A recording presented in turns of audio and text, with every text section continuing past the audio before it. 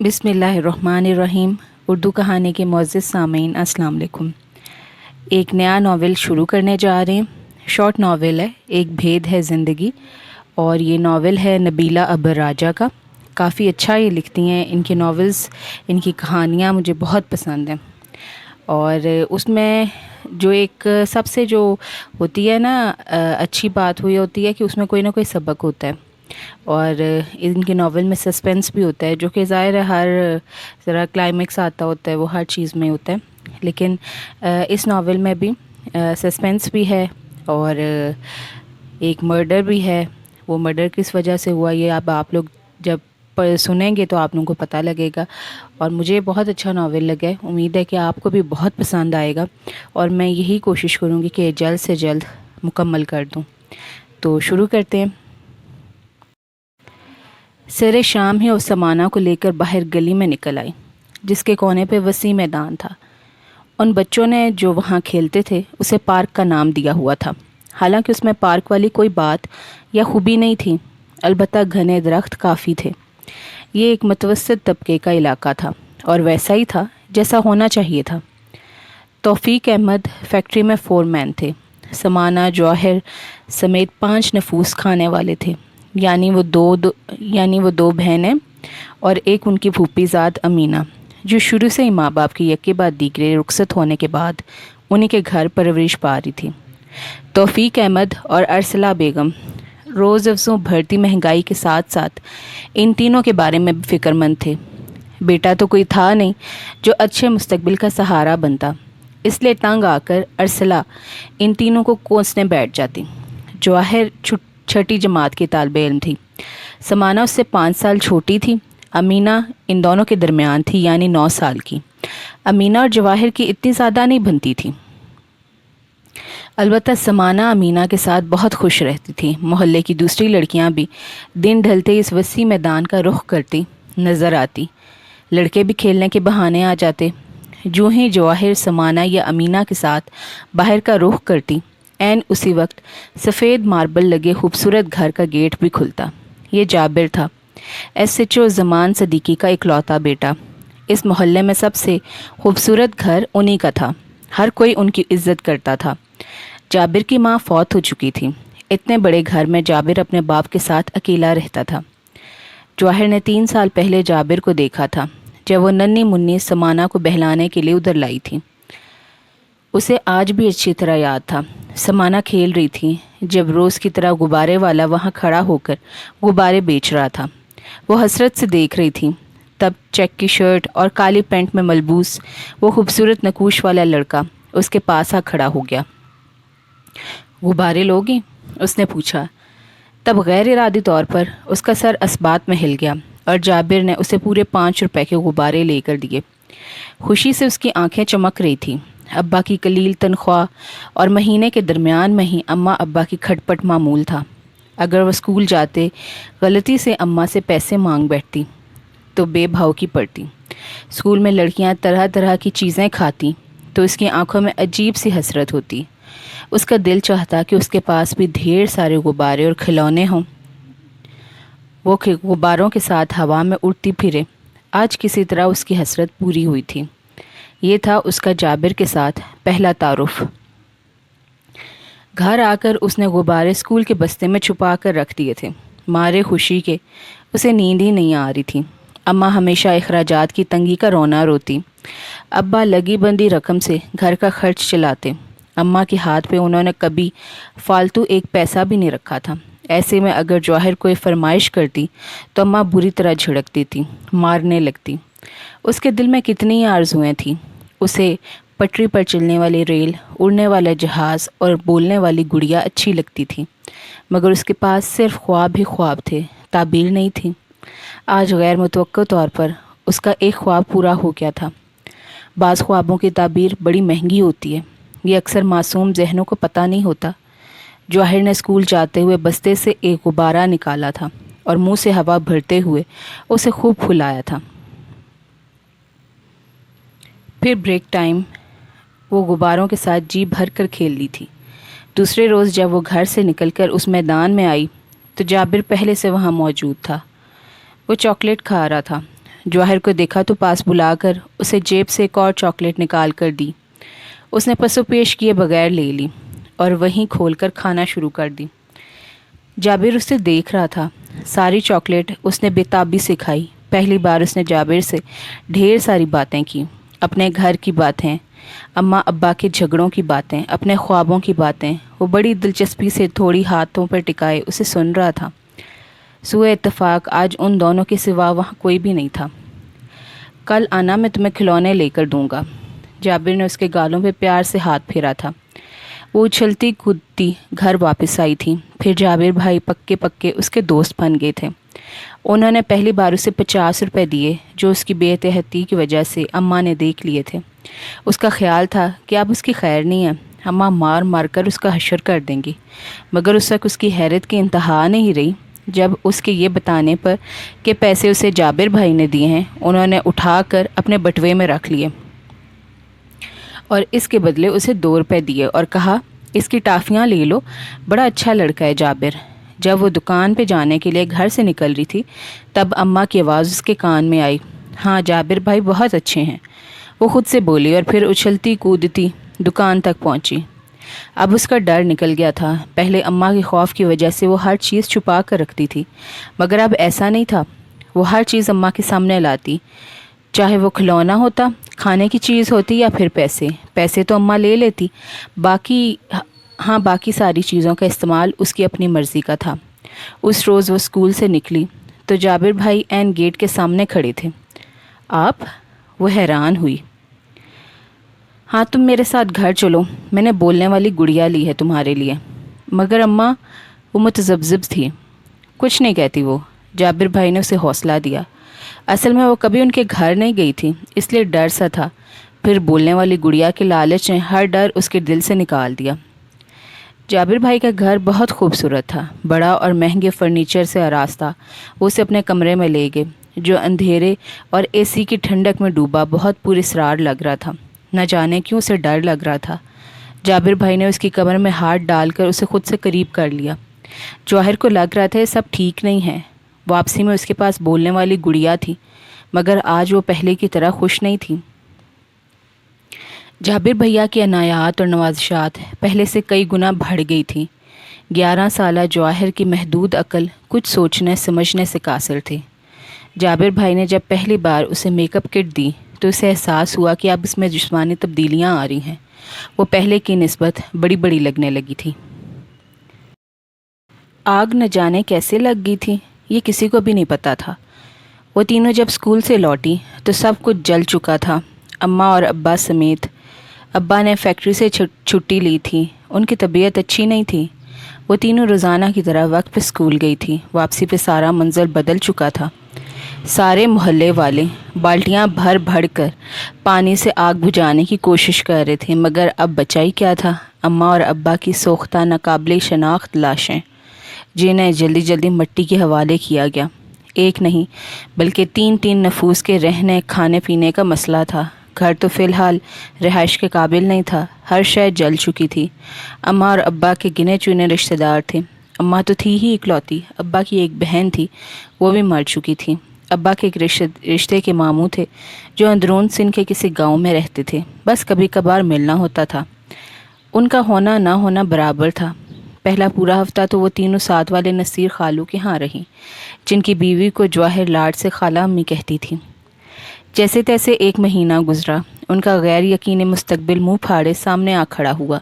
محلے والے عمر بھر کے لیے 3 لڑکیوں کی ذمہ داری اٹھانے کے لیے تیار نہ تھے، اور کون تھا جس کا آسرا کیا جاتا؟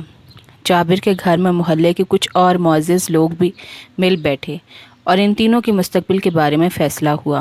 جابر کے والد زمان صدیقی کسی طور انہیں دارالامان بھیجنے کے حق میں نہیں تھے۔ باقی کسی کی اتنی حیثیت اور ہمت ہی نہیں تھی جو 3 لڑکیوں کو پالتا۔ جابر کے والد نے جرأت سے کام لے کر انہیں اپنے گھر میں رکھنے کا فیصلہ کیا۔ محلے والے ان کے بلند کردار کے مترف تھے، ان سے کسی کو کوئی شکایت نہیں تھی، لہٰذا کسی نے بھی ان کے اس فیصلے پر اعتراض نہیں کیا۔ زندگی نئے سرے سے رواں دواں ہو گئی۔ یہاں کوئی تکلیف اور فکر نہیں تھی، کھانے پینے اور پہننے کو اچھے سے اچھا مل رہا تھا۔ زمان صدیقی کا رویہ بالکل باپ جیسا تھا، یہ تو سب کو پتہ تھا کہ ان کا تعلق اچھے حسب نسب والے خاندان سے ہے، پر ان کے رشتہ داروں کے بارے میں محلے والے زیادہ نہیں جانتے تھے۔ زمان صدیقی نے سارے خاندان کی ناراضگی مول لے کر اپنی پسند اور دل کے ہاتھوں مجبور ہو کر ایک گانے بجانے والی سے شادی کی تو پورے خاندان نے ان سے قطع تعلق کر لیا۔ دل پہ بوجھ لیے انہوں نے آبائی شہر چھوڑ کر یہاں ایک گنجان آباد علاقے میں گھر بنایا۔ کچھ عرصے بعد شریک حیات انہیں چھوڑ کر منو مٹی تلے جا سوئی۔ اب بس وہ تھے اور جابر تھا۔ ان تینوں کے آ جانے سے ان کے گھر پر چھایا سناٹا یکدم ٹوٹ گیا۔ جواہر 15 سال کی ہو چکی تھی۔ اس نے سارے گھر کا انتظام بخیر و خوبی سے بھال رکھا تھا۔ اماں اور ابا کے بعد اس کی ساری خواہشیں اور خواب بھی مر گئے تھے۔ اب وہ جابر کے کہنے میں نہیں آتی تھی۔ زمان صدیقی SHO کے بعد SP بن گئے تھے۔ وہ زیادہ تر مصروف ہی رہتے۔ جابر کو کھیل کھیلنے کی مکمل آزادی تھی۔ امینہ اور سمانہ دونوں اسکول جا چکی تھی۔ جواہر میٹرک کے آخری سال میں تھی۔ سالانہ امتحان کی ڈیٹ شیٹ آ چکی تھی، چنانچہ اسکول سے امتحانات کی تیاری کے لیے انہیں فارغ کر دیا گیا تھا۔ وہ گھر پہ ہی تھی۔ جابر دن کے 10 بجے کے قریب یونیورسٹی سے لوٹ آیا۔ مجھے چائے بنا کر دو، وہ حکم صادر کر کے اپنے کمرے میں چلا گیا۔ وہ چائے لے کر اس کے کمرے میں گئی تو وہ جوتوں سمیت بستر پر دراز تھا۔ جواہر چائے رکھ کر پلٹنے لگی تو جابر نے اسے پکڑ لیا۔ چھوڑے مجھے، اسے غصہ آ گیا۔ اس نے جابر کی گرفت سے آزاد ہونے کے لیے زور لگایا۔ چھوڑ دوں؟ ایسے کیسے چھوڑ دوں تمہیں؟ قطرہ قطرہ کر کے تمہیں پایا ہے، آج مکمل پیاس بجھاؤں گا۔ ایسے ہی تو اتنے احسان نہیں کیے تم پہ۔ جابر نے اسے مکمل طور پر بے بس کر دیا تھا۔ اس کی حالت عجیب تھی۔ جی چاہ رہا تھا انکل زمان صدیقی کا پستول لے کر ساری گولیاں جابر کے سینے میں اتار دے۔ وہ کمزور اور بے بس تھی، کچھ بھی نہ کر سکی، مگر اس کا نتیجہ 2 ماہ بعد سامنے آیا۔ جب کھانا کھاتے کھاتے اس کا سر گھومنے لگا، وہ وہیں گری اور بے سدھ ہو گئی۔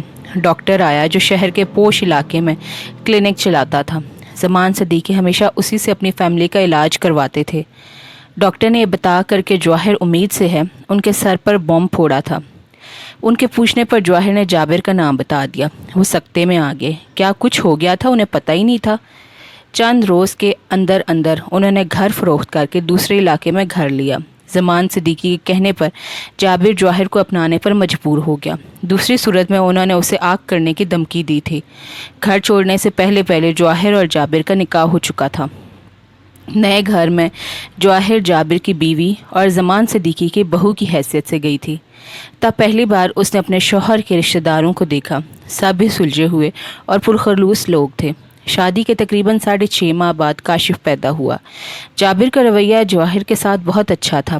اس نے اپنا بزنس جما لیا تھا، پیسے کی ریل پل تھی۔ امینہ اور سمانہ دونوں جواہر کے ساتھ ہی رہتی تھیں۔ لائبہ کی پیدائش کے چند ہفتے بعد زمان صدیقی دل کا دورہ پڑنے سے جانبر نہ ہو سکے اور ان کا مضبوط سایہ کرتا وجود ہمیشہ کے لیے نگاہوں سے اوجھل ہو گیا۔ اتری ہے یوں جدائیوں تنہائیوں میں شام، جیسے اجاڑ شہر کی انگنائیوں میں شام، رنگین کہکوں کا سہارا لے کر سہی ہوئی ہے شہر کے رہنائیوں میں شام۔ ہم سوختہ دلوں کی تمہیں کیا خبر کہ ہم کیسے گزار لیتے ہیں تنہائیوں میں شام۔ تھوڑی گھٹنوں پر ٹکائے وہ لمحہ لمحہ ڈوبتے سورج کو غائب دماغی کے عالم میں دیکھ رہی تھی۔ ابھی کچھ دیر میں مغرب کی اذان ہونے والی تھی۔ ٹیرس سے نیچے لان میں کاشف اور لائبہ کے لڑنے جھگڑنے کی آوازیں یہاں تک آ رہی تھی۔ جواہر آپا شاید اندر تھی، کیونکہ باہر ان کی موجودگی کے اثرات نظر نہیں آ رہے تھے۔ جابر بھائی کی واپسی رات 8 بجے سے پہلے متوقع نہیں تھی، اس لیے بڑے آرام سے گزشتہ آدھے گھنٹے سے ٹیرس کی مشرقی دیوار کے سہارے کھڑی لا یعنی اور بے معنی سوچوں میں گھری ہوئی تھی۔ جو ہی اذان کی آواز آئی، اس نے فوراً سر پر پڑا دوپٹہ دوبارہ اچھی طرح سے کھول کے اوڑھا اور مردہ قدموں سے سیڑھیاں اتر کر نیچے آ گئی۔ جواہر کی طبیعت خراب تھی، وہ سر درد کی گولی کھا کر لیٹی ہوئی تھی۔ کاشف اور لائبہ کو اندر بلوا کر اس نے دونوں سے اسکول بیگ کھلوائے۔ اپنا اپنا ہوم ورک کرو، پپا آتے ہوں گے۔ اس نے انہیں ڈرایا تو کاشف اور لائبہ کی ساری تراری رخصت ہو گئی۔ لائبہ نے پہلے بیگ کھول کر پھرتی سی کتابیں نکالے، کاشف نے بھی اس کی پیروی کی۔ سمانہ مطمئن ہو کر مغرب کی نماز پڑھنے لگی۔ باورچی خانے میں جوان سال ملازمہ سلمہ رات کے کھانے کی تیاری میں لگی ہوئی تھی۔ جب سے جابر اس نئے گھر میں شفٹ ہوا تھا تب سے اس کے انداز فکر اور رہن سہن میں نمایاں تبدیلی آئی تھی، جس کا تازہ ترین ثبوت اس وقت باورچی خانے میں سلمہ کی موجودگی تھی۔ زمان صدیقی کی زندگی میں ادھیڑ عمر عذرا گھر کے کام کاج کرتی تھی۔ ان کے مرتے ہی جابر نے کم سن ملازمہ رکھی، جو 2 ماہ بعد ہی نامعلوم وجوہات کی بنا پر نوکری چھوڑ کر چلی گئی۔ اس کے بعد 14-15 سالہ سمینہ آئی، وہ بمشکل 3 ماہ رہی اور جواب دے دیا گیا۔ اس کے بعد راشدہ آئی اور پھر اب سلمہ۔ یوں لگتا تھا جس سے جابر کو کم سن ملازمائیں بدلنے کا خبت تھا، کیونکہ راشدہ صرف 8 برس کی تھی۔ سلمہ کچی آبادی میں رہتی تھی، وہاں سے وہ روز صبح چھوٹے بھائی کے ساتھ آتی اور پھر رات کے کھانے کی تیاری اور باورچی خانہ سمیٹنے کے بعد جاتی۔ کام ختم کرتے کرتے اسے 9 بج ہی جاتے۔ سمانہ بھی فارغ بیٹھنے کی عادی نہیں تھی، صفائی وہ اپنی نگرانی میں کرواتی، کالج سے آنے کے بعد وہ مصروف ہو جاتی۔ جواہر آپا کی طبیعت آئے روز خراب رہتی، ذرا سی حرکت کرنے یا چلنے پھرنے سے ان کی سانس پھولنے لگتی، پھر بھی سمانہ کو ان کی موجودگی بڑی غنیمت لگتی۔ نماز پڑھنے کے بعد وہ بھی سلمہ کے پاس آ گئی، جو چکن بھون رہی تھی۔ اس نے ملی جلی سبزیوں کا سلاد بنایا اور ساتھ ہی املی پودینے کی چٹنی بھی پیس لی، کیونکہ جابر کے حلق سے ان 2 لوازمات کے بغیر کھانا اترتا ہی نہیں تھا۔ اس کے آنے سے پہلے اس نے کباب بھی تل دیے۔ سلمہ پھلکے بنا کر فارغ ہو چکی تھی۔ سمانہ نے جابر بھائی کی گاڑی کا مخصوص ہارن پہچانتے ہی جواہر آپی کے لیے ٹرے میں کھانا سجایا۔ اب اس کے ہاتھوں میں پہلے جیسی پھرتی اور تیزی نہیں تھی۔ جابر بھائی داخلی دروازے سے گزر کر سیدھے ان کے پاس آ کے رکے تو سمانہ نے ان کی طرف سے اپنا رخ موڑ لیا۔ واضح طور پر اس کے چہرے پر خوف امنڈ آیا تھا۔ ہیلو، کیا ہو رہا ہے؟ ٹائی کی نوٹ ڈھیلی کرتے ہوئے وہ خوشگوار موڈ میں نظر آ رہے تھے۔ کچھ نہیں، بس ابھی بھی فارغ ہوئے ہیں، وہ ان سے نظریں چرائے چرائے بولی، اور پھر خواہ مخواہ ہی صاف برتنوں کو کپڑا پھیر پھیر کر دوبارہ نادیدہ گرد صاف کرنے لگی۔ سلمہ کو اس گھر میں کام کرتے ابھی 4 ماہ ہوئے تھے۔ اس کی سمجھ سے سمانہ کے انداز بالکل بالا تر تھا، اور وہ موٹی عقل کی مالک مغز ماری کرنے کی شوقین بھی نہیں تھی، جو خواہ مخواہ کھوج لگاتی۔ کھانے کی ٹیبل پہ کاشف، لائبہ اور جابر بھائی کے ساتھ وہ بھی تھی۔ اس نے تو برائے نام ہی کھانا کھایا، حالانکہ جابر بھائی نے خود ہر چیز بڑھا کر پیش کی۔ وہ نظریں چرائے نہ ہی کرتی رہی۔ یہ مصنوعی تکلف اس کی مجبوری تھی۔ اس نے ایک بار بھی ان کے چہرے کی طرف دیکھنے کی کوشش نہیں کی۔ کاشف اور لائبہ بھی بڑے تمیزدار بنے بیٹھے رہے۔ پپا کی موجودگی میں ان کا یہی حال ہوتا تھا۔ جواہر کہاں ہے؟ جب سے وہ گھر آئے تھے انہیں اب اپنے نصف بہتر کی غیر موجودگی کا خیال آیا تھا۔ آپا کی طبیعت خراب ہے۔ اس نے زبان پر لگی مہر کھولی۔ اپنے کمرے میں ہیں۔ انہوں نے بغور اس کا جائزہ لیا۔ اس عورت کی طبیعت ہر وقت خراب رہتی ہے۔ کیسی قسمت ہے میری، گھر اور بیوی والا سکون میری قسمت میں ہے ہی نہیں شاید۔ لاکھوں کماتا ہوں مگر دل خالی خالی ہے میرا۔ جابر بھائی نے لہجے میں تعصف کا رنگ بھرنے کی ناکام کوشش کی۔ سمانہ مزید پانی لانے کے بہانے سے اٹھ آئی۔ سلمہ برتنوں کو دھو کر رکھتی جا رہی تھی۔ وہ فارغ ہونے کے بعد بچا ہوا کھانا لے کر چلی گئی تھی تو اس نے کاشف اور لائبہ کے لیے دودھ ابال کر گلاسوں میں ڈالا۔ سونے سے پہلے آخری بار اس نے جواہر آپا کے بیڈ روم کا چکر لگایا۔ جابر بھائی اندر موجود نہیں تھے۔ اس نے اطمینان کا سانس لیا۔ آپا دوائیوں کے زیر اثر نیند میں تھی۔ وہ آہستگی سے دروازہ بند کر کے نکل آئی۔ اپنا کمرہ اچھی طرح چیک کر کے وہ دروازے کو لاک کر کے بستر تک آئی تھی۔ اگر کوئی اس طرح سے اسے دیکھ لیتا تو یقیناً عقل سے پیدل سمجھتا، کیونکہ وہ بیڈ کے نیچے، پردوں کے پیچھے اور کپڑوں کی الماری تک بھی کھول کر دیکھتی تھی۔ ہر طرف سے تسلی کر لینے کے بعد وہ دروازہ لاک کرتی تھی۔ گزشتہ 7 سال سے وہ خوف سے جنگ لڑ رہی تھی۔ بظاہر خوف غیر مرئی ہوتا ہے، مگر جو اس کا شکار ہوتا ہے بے حال ہو جاتا ہے۔ 7 سال کم نہیں ہوتے، پورے 7 سال، ابھی نہ جانے کتنا عرصہ باقی تھا۔ رات کا جانے کون سا پیر تھا، گھڑی کی سوئیاں ٹک ٹک کرتے گزرتے وقت کا احساس دلا رہی تھی۔ ایک ادھوری سی چیخ اس کے لبوں سے نکلی اور نازک جسم بل کھا کر رہ گیا، جیسے سخت تکلیف میں ہو۔ اس کی آنکھ کھل چکی تھی۔ وہ گہری نیند کو ترس گئی تھی۔ مہربان نیند اس سے دور دور رہتی تھی۔ پاس پڑے جگ سے اس نے پانی گلاس میں انڈیلا اور ایک ہی سانس میں پی لیا۔ اس کا پورا چہرہ پسینے کے قطروں سے جگمگا رہا تھا۔ خوفزدہ نگاہیں چھت کو گھور رہی تھی۔ کروٹ بدل کر اس نے آیت الکرسی پڑھی اور دوبارہ سونے کی کوشش کرنے لگی۔ اچانک اسے یوں لگا جیسے دروازے کا لاک گھوم رہا ہے۔ ایک دم اٹھ کر اس نے لائٹ جلا دی۔ لاک بدستور اپنی جگہ ساکت تھا۔ اس نے لائٹ بند نہیں کی اور بستر پر آ گئی۔ ہم ٹھنڈی سڑک پہ آتے ہیں، تم کس کو لینے آتے ہو؟ ہم تم کو لینے آتے ہیں۔ دور کہیں خیالوں کی وادی سے اسے امینہ کی کھنکدار آواز آ رہی تھی۔ ہنستی مسکراتی کہہ کے سب کچھ ہی تو یاد رکھنے کے لائق تھا، پھر وہ کیوں گم ہو گئی؟ اس پرچم کے سائے تلے ہم ایک ہیں، سانجھی اپنے خوشیاں اور غم ایک ہیں۔ وہ جھوم جھوم کر اپنی سریلی آواز میں ترانہ پڑھ رہی تھی۔ اس کی آواز کی نغمگی، سریلا پن اور جوش سب کچھ ویسا ہی برقرار تھا۔ ہم ٹھنڈی سڑک پہ آتے ہیں، نیلم پری آجا چھپ چھپ کے آجا۔ وہ پھر شوخیوں پر اتر آئی تھی۔ اس کمرے میں اس کی آواز روز اول کی طرح اسے گونجتی محسوس ہو رہی تھی۔ وہ کھیل رہی تھی، ہنس رہی تھی، اچھل رہی تھی۔ زندگی کی ساری حرارتوں سے مزین اور منور امینہ، شاداب چمکتا چہرہ، ریشم جیسے بال، شہد رنگ آنکھیں، کچھ بھی تو نہیں بھولا تھا اسے۔ اس گھر میں کسی اور نے اسے یاد رکھا ہو یا نہ ہو، مگر وہ اس کی یادوں میں بدستور زندہ تھی۔ تکیے میں منہ چھپائے وہ اپنی سسکیاں روکنے کی کوشش کر رہی تھی۔ آنسو جو بلا وجہ اس کی پلکوں کی باڑ توڑ کر وجہ بے وجہ نکل پڑتے تھے۔ رات کے 3:30 بج رہے تھے۔ وہ اپنے ساتھ امینہ کی سسکیوں کی بھی آواز سن رہی تھی۔ امینہ کی فریاد نے آسمان کا سینہ شک نہیں کیا تھا کیا؟ وہ یہیں کہیں تو تھی، اس کے آس پاس، اس کے ارد گرد۔ وہ اس کے سانسوں کی آواز تک اس وقت سن رہی تھی۔ بڑی دیر کے بعد اس کی آنکھ لگی تھی۔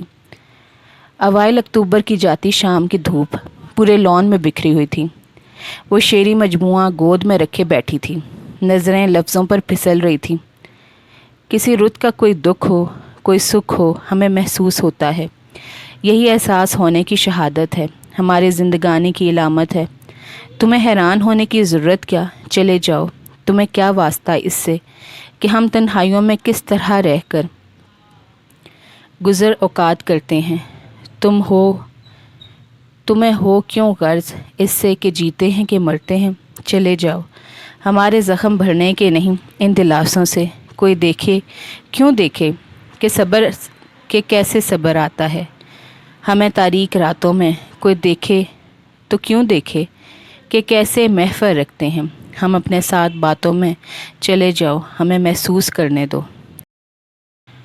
کاشف اور لائبہ اندر ٹی وی دیکھ رہے تھے۔ چھٹی کا دن تھا، جابر بھائی بھی گھر میں تھے۔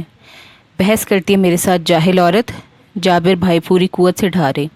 آواز یہاں تک آ رہی تھی۔ وہ سہم سی گئی اور کتاب وہیں کرسی پر رکھ دی۔ بحث مت کرو، تمہیں یہ کس نے حق دیا ہے؟ جابر کی آواز اب پہلے سے بھی زیادہ بلند تھی۔ وہ وہیں رک سے گئی۔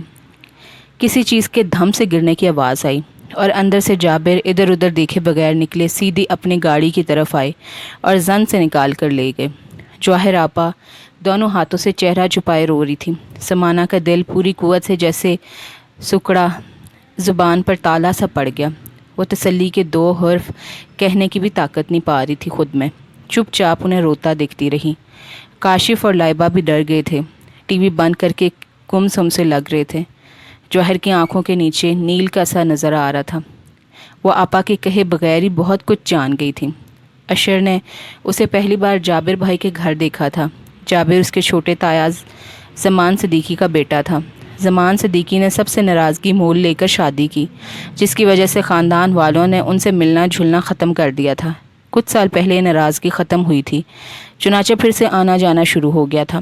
چھوٹے تایا کی وفات کے بعد جابر کے لیے ان سب کے دلوں میں نرم گوشہ پیدا ہو چکا تھا۔ کاشف اور لائبہ ان کے دونوں بچے بھی بڑے پیارے تھے۔ اشر کی چھوٹی بہن حمیرہ تو بچوں کی دیوانی تھی، اکثر ان سے ضد کر کے جابر کے گھر چلی آتی۔ دونوں گھروں میں آدھے گھنٹے کا فاصلہ تھا۔ جواہر بھی ہر موقع پر انہیں یاد کرنا بھولتی نہیں تھی۔ بہت ملن نثار اور پرخلوص خاتون تھی۔ خاندان والے اسے بہت پسند کرتے تھے۔ اشر نے پہلی بار کاشف کی سالگرہ پہ سمانہ کو دیکھا تھا۔ سوئے اتفاق وہ پہلے کبھی نظر ہی نہیں آئی تھی۔ جابر نے اپنے تمام ددیال کو مدعو کیا تھا۔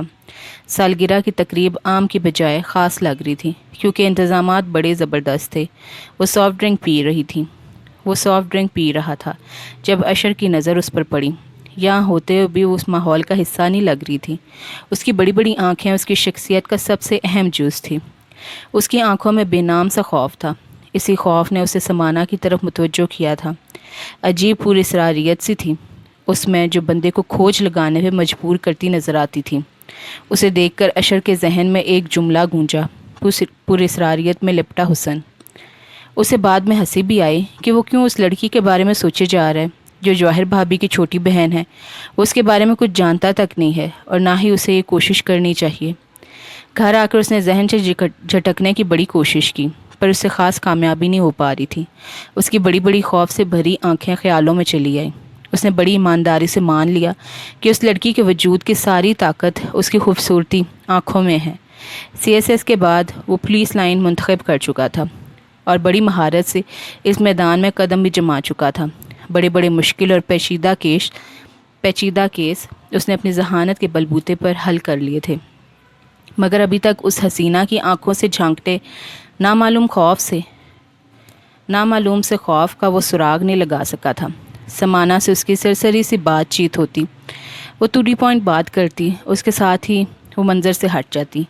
وہ 3-4 بار جابر بھائی کے گھر آیا تھا، اس دوران وہ صرف ایک بار نظر آئی تھی۔ وہ گھلنے ملنے کی عادی نظر نہیں آتی تھی، کم گو سی، اپنے کام سے کام رکھنے والی، سادہ اور عام سی۔ مگر اس کے باوجود اشر کو یقین تھا یہ لڑکی عام سی نہیں ہے۔ اپنے فرائض کی انجام دہی کے ساتھ ساتھ وہ فری لانس صحافی بھی تھا۔ اس کے لکھے گئے کالم سنجیدہ حلقوں میں خاصے پسند کیے جاتے تھے۔ 30 برس کا ہونے کے باوجود وہ ابھی تک کنوارا تھا۔ سمانہ کو یقین نہیں تھا کہ جب وہ کالج سے لوٹے گی تو اسے یہ روح فرسا نظارہ دیکھنے کو ملے گا۔ گھر میں بہت سے لوگ جمع تھے، باہر گاڑیاں بھی تھیں جن میں 2 پولیس جیپیں بڑی نمایاں تھیں۔ اندر جابر بھائی خون میں لت پت پڑے تھے۔ پاس ہی آپا بڑے نڈھال انداز میں بیٹھی تھیں۔ ان کی گود میں سہمی خوفزدہ سی لائبہ تھیں۔ ان کے ساتھ والے پڑوسی احسان صاحب بھی وہیں موجود تھے۔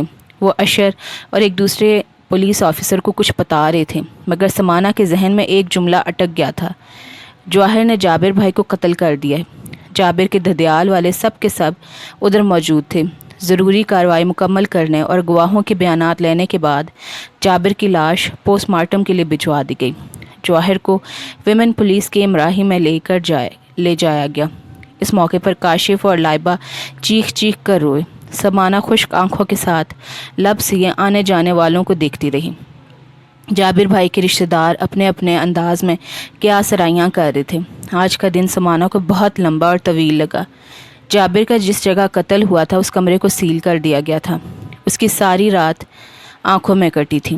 اشر کی امی اور بہن بھی یہیں تھی، بلکہ پورا گھر جابر کے رشتہ داروں سے بھرا ہوا تھا۔ دوسرے روز پوسٹ مارٹم کے بعد لاش گھر آئی۔ دوپہر کے بعد جنازہ اٹھا۔ سمانہ کو ذرا بھی رونا نہیں آیا۔ دونوں بچے نارمل کیفیت میں نہیں تھے۔ خاص طور پر لائبہ کی حالت بہت زیادہ خراب تھی کیونکہ اس کی آنکھوں کے سامنے قتل ہوا تھا۔ اشر ضروری اور رسمی کارروائیوں کے نپٹنے کے بعد واپس آیا تو سب سے پہلے لائبہ کو ڈاکٹر کے پاس لے گیا۔ اسے سمانہ کی حالت بھی قابل رحم لگ رہی تھی۔ وہ والدین کی حادثاتی موت کے بعد ایک اور بڑے اور عظیم سانحے سے گزری تھی۔ اس کی ذہنی کیفیت کا اندازہ لگانا چندہ مشکل نہیں تھا۔ جابر کی موت کے چوتھے دن تک اکثر رشتہ دار جا چکے تھے۔ صرف اشر کی امی، بہن اور چھوٹے چچا کی فیملی تھی۔ اکیلے گھر میں سمانہ اور 2 بچوں کو اکیلے چھوڑنا انہیں مناسب نہیں لگ رہا تھا۔ لائبہ تو ہاسپٹل ڈاکٹرز کی نگرانی میں تھی کیونکہ اس کی ذہنی کیفیت نارمل نہیں تھی۔ وہ عجیب بہکی ناقابل یقین سی باتیں کر رہی تھی۔ ادھر گھر میں تعزیت اور کھوج لگانے کے لیے آنے والوں کا تانتا بندھا ہوا تھا۔ ایک سے ایک چھپتا ہوا سوال ہوتا، معنی خیز جملے، ڈھکے چھپے خدشات کا اظہار، بلکہ اب تو جواہر کے کردار کے بارے میں کیا سرائیاں بھی کی جا رہی تھی۔ اس نے خود اپنے کانوں سے مسز خان کو کہتے سنا تھا، اس لیے میاں کو قتل کیا ہے کہ کہیں اور آنکھیں لگائی ہوئی تھی۔ بڑے حوصلے والی عورت ہے، مردوں والا کام کر کے دکھا دیا، پر برا ہوا قتل صفائی کرنے کے باوجود پکڑی گئی۔ یہ تو احسان صاحب آگے، ورنہ ایک قتل کر کے بھاگی ہوتی۔ مسز خان مسز عطا کو سرگوشیوں میں بتا رہی تھی۔ سمانہ کو اندازہ تھا آج وہ دونوں یہ کہہ رہی تھی، کل یہ سب کہیں گے۔ زبانوں پہ کیسے پہرا بٹھایا جا سکتا ہے؟ اخبارات والے الگ چٹپٹی خبریں لگا رہے تھے، صرف سنجیدہ اخبارات نے غیر جانبدار رپورٹنگ کی تھی۔ وقت آہستہ آہستہ گزر رہا تھا۔ وہ بہت دنوں کے بعد کالج گئی تھی۔ وہاں ہر کلاس فیلو نے اس سے ایک ہی سوال کیا کہ تمہاری بہن نے اپنے شوہر کو کیوں مارا ہے۔ اس روز کاشف بھی اسکول سے واپسی پہ بہت پریشان اور ڈھال لگ رہا تھا۔ سمانہ کے پوچھنے کی دیر تھی، وہ رونا شروع ہو گیا۔ خالہ، میرے فرینڈز کہتے ہیں میری مما اچھی عورت نہیں ہے کیونکہ انہوں نے پپا کو مار ڈالا ہے۔ وہ سنسی ہوگی۔ ایک اور دھچکا، ایک اور امتحان۔ ادھر لائبہ ابھی تک ہاسپٹل میں تھی، اسے نارمل کیفیت میں واپسی کے لیے وقت چاہیے تھا۔ کھانے کے ٹیبل پر صرف وہ اور کاشف تھے۔ وہ انتہائی بے دلی سے کھانا کھا رہی تھی۔ کاشف نے صرف تھوڑے سے چاول کھائے۔ سلمہ کھانے کے بعد برتن اٹھا کر لے گی۔ سمانہ کاشف کو کمرے میں سلانے لے گی۔ اس نے آپا کے بیڈ روم میں جانے سے احتزاز برتا تھا۔ لائبہ اور کاشف الگ سوتے تھے۔ بہت روز سے ایک سوال سمانہ کے ذہن میں کل بلا رہا تھا۔ پوچھے تو پوچھے کس سے؟ وہ جوہر سے ملنے ایک بار بھی نہیں گئی تھی۔ اس میں اتنی ہمت اور حوصلہ ہی نہیں تھا کہ وہ آپا کو سلاخوں کے پیچھے ایک قاتلہ کے روپ میں دیکھتی۔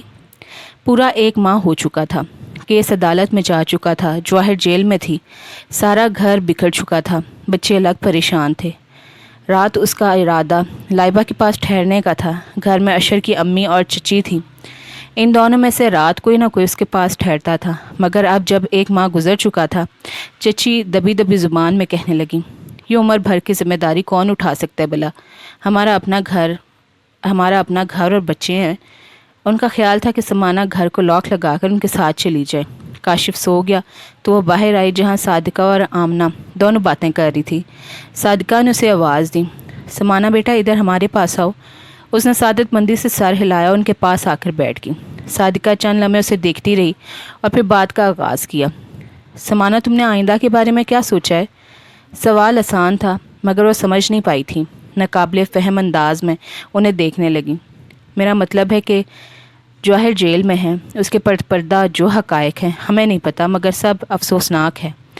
لائبہ ہاسپٹل میں ہے، گھر میں تم ہو، اکیلی لڑکی ہو، یہ پوش ایریا ہے، بڑی بڑی وارداتیں ہوتی ہیں یہاں، کسی کی نیت بھی خراب ہو سکتی ہے۔ جب تک ہم سے ہو سکتا تھا ہم یہاں رکے، چونکہ وقت کا تقاضا بھی تھا، مگر اب یہ مزید ممکن نہیں ہے۔ تمہارے ساتھ کوئی مرد نہیں ہے، اس لیے بہتر یہ ہے کہ تم ہمارے ساتھ گھر چلو، تمہیں کسی قسم کی تکلیف نہیں ہوگی۔ میں سوچوں گی اس بارے میں۔ وہ جب بولی تو اس کا لہجہ جذبات سے آ رہی تھا۔ آمنہ چچی اسے دیکھ کر رہ گئی۔ رات وہ لائبہ کی طرف چلی گئی۔ وہ اب بہتری کی طرف لوٹ رہی تھی۔ یہ بڑی حوصلہ افزا بات تھی۔ 1 ہفتے بعد مکمل طور پر تندرست اور صحت مند ہو کر گھر آئی تو اس کے ذہن سے جیسے کوئی بھاری بوجھ اترا۔ اس دوران اشر روز چکر لگاتا رہا۔ صادقہ بھی آتی رہی۔ باہر چوکیدار رات دن موجود رہتا۔ اس آنے کے بعد اشر سے کہہ کر اس نے گلشاہ کے علاوہ ایک اور چوکیدار رکھ لیا تھا۔ گلشاہ رات کو ڈیوٹی پوری کرتا اور دوسرا دن کو گیٹ پر موجود رہتا۔ اس دن چھٹی تھی۔ 10 بجے کے قریب وہ سو کر اٹھی تو اشر آیا بیٹھا تھا۔ اسے شرمندگی سے ہوئی، جانے وہ کب سے آیا بیٹھا تھا۔ اس نے سلام کیا تو جواباً وہ خوش دلی سے مسکرایا۔ وہ ادھر ہی بیٹھ گئی اور عام رسمی سی باتیں ہونے لگیں۔ سمانہ نے اس عرصے میں جان لیا تھا کہ جابر کے رشتہ داروں میں بہت مخلص نوجوان ہیں۔ یہی حال اس کے سارے گھرانے کا تھا۔ جواہر بھابھی آپ سے ملنا چاہتی ہیں، وہ اخبار کے صفحے پر لٹتے ہوئے عام سے انداز میں بولا۔ تو وہ سن سی ہو گئی۔ تو پھر کب چل رہی ہیں آپ میرے ساتھ؟ وہ خاموش رہی۔ اس طرح کریں کہ کاشف اور لائبہ کے اسکول جانے کے بعد آپ تیار رہیں، میں اسی وقت آؤں گا۔ وہ دانتوں سے ناخن چبانے لگی۔ چہرہ اندرونی اضطراب کا غمخار تھا۔ جابر بھائی کے بزنس کے معاملات بھی دیکھنے ہیں، بڑا بکھیرا ہے، مگر ایک بات کہنی پڑے گی کہ ان کا مینیجر بڑا ایماندار ہے۔ آپ بھی آفس کا چکر لگا لیا کریں، میں اپنا ایک قابل اعتبار شخص وہاں چھوڑ دوں گا، مگر آپ کا جانا وہاں ضروری ہے اور ورکر ذمہ داری سے کام کریں گے نا؟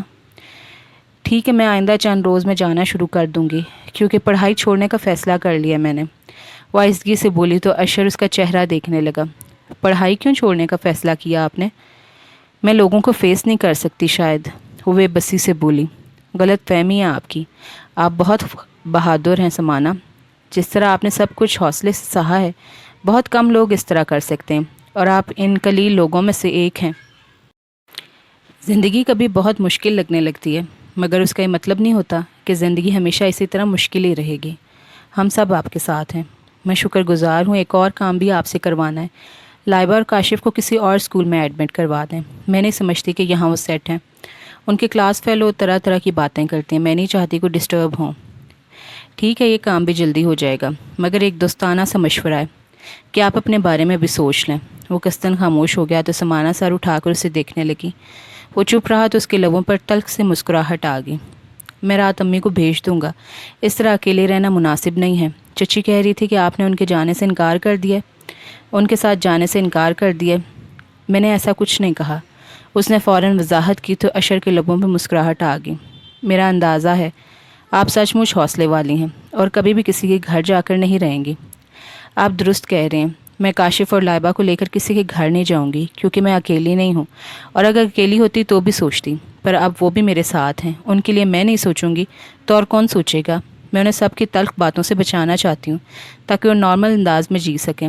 یہ نہ ہو کہ ایک دن اور بولتے بولتے کوئی خیال آنے پر وہ اچانک خاموش ہوگی۔ اشر اس دوران مکمل توجہ اسی پر مرکوز کیے رہا تھا۔ گویا آپ کے بارے میں میرا اندازہ بالکل ٹھیک تھا۔ میرے جاننے والے ہیں، 2 میاں بیوی، قابل اعتبار اور قابل بھروسہ ہیں۔ میں انہیں یہاں چھوڑ دیتا ہوں، اس طرح آپ کی تنہائی کا مسئلہ بھی حل ہو جائے گا۔ آپ خود کو محفوظ تصور کریں گی۔ تھینک یو اشر بھائی۔ بے ساختہ اس کے لبوں سے نکلا تھا اور شاید اس کی آواز بھی بھرانے لگی تھی، تبھی تو اسے چونک کر دیکھنے لگا تھا۔ بمشکل تمام سمانہ نے اپنے آپ کو سنبھالا۔ میں کل جوہر آپا سے ملنے جاؤں گی، میں آ جاؤں گا۔ وہ کسی سوچ میں گم لگ رہا تھا۔ سلمہ اس دوران چائے کی ٹرالی وہاں لے آئی تھی۔ آپا نے کاشف اور لائبہ سے ملنے کو تو نہیں کہا؟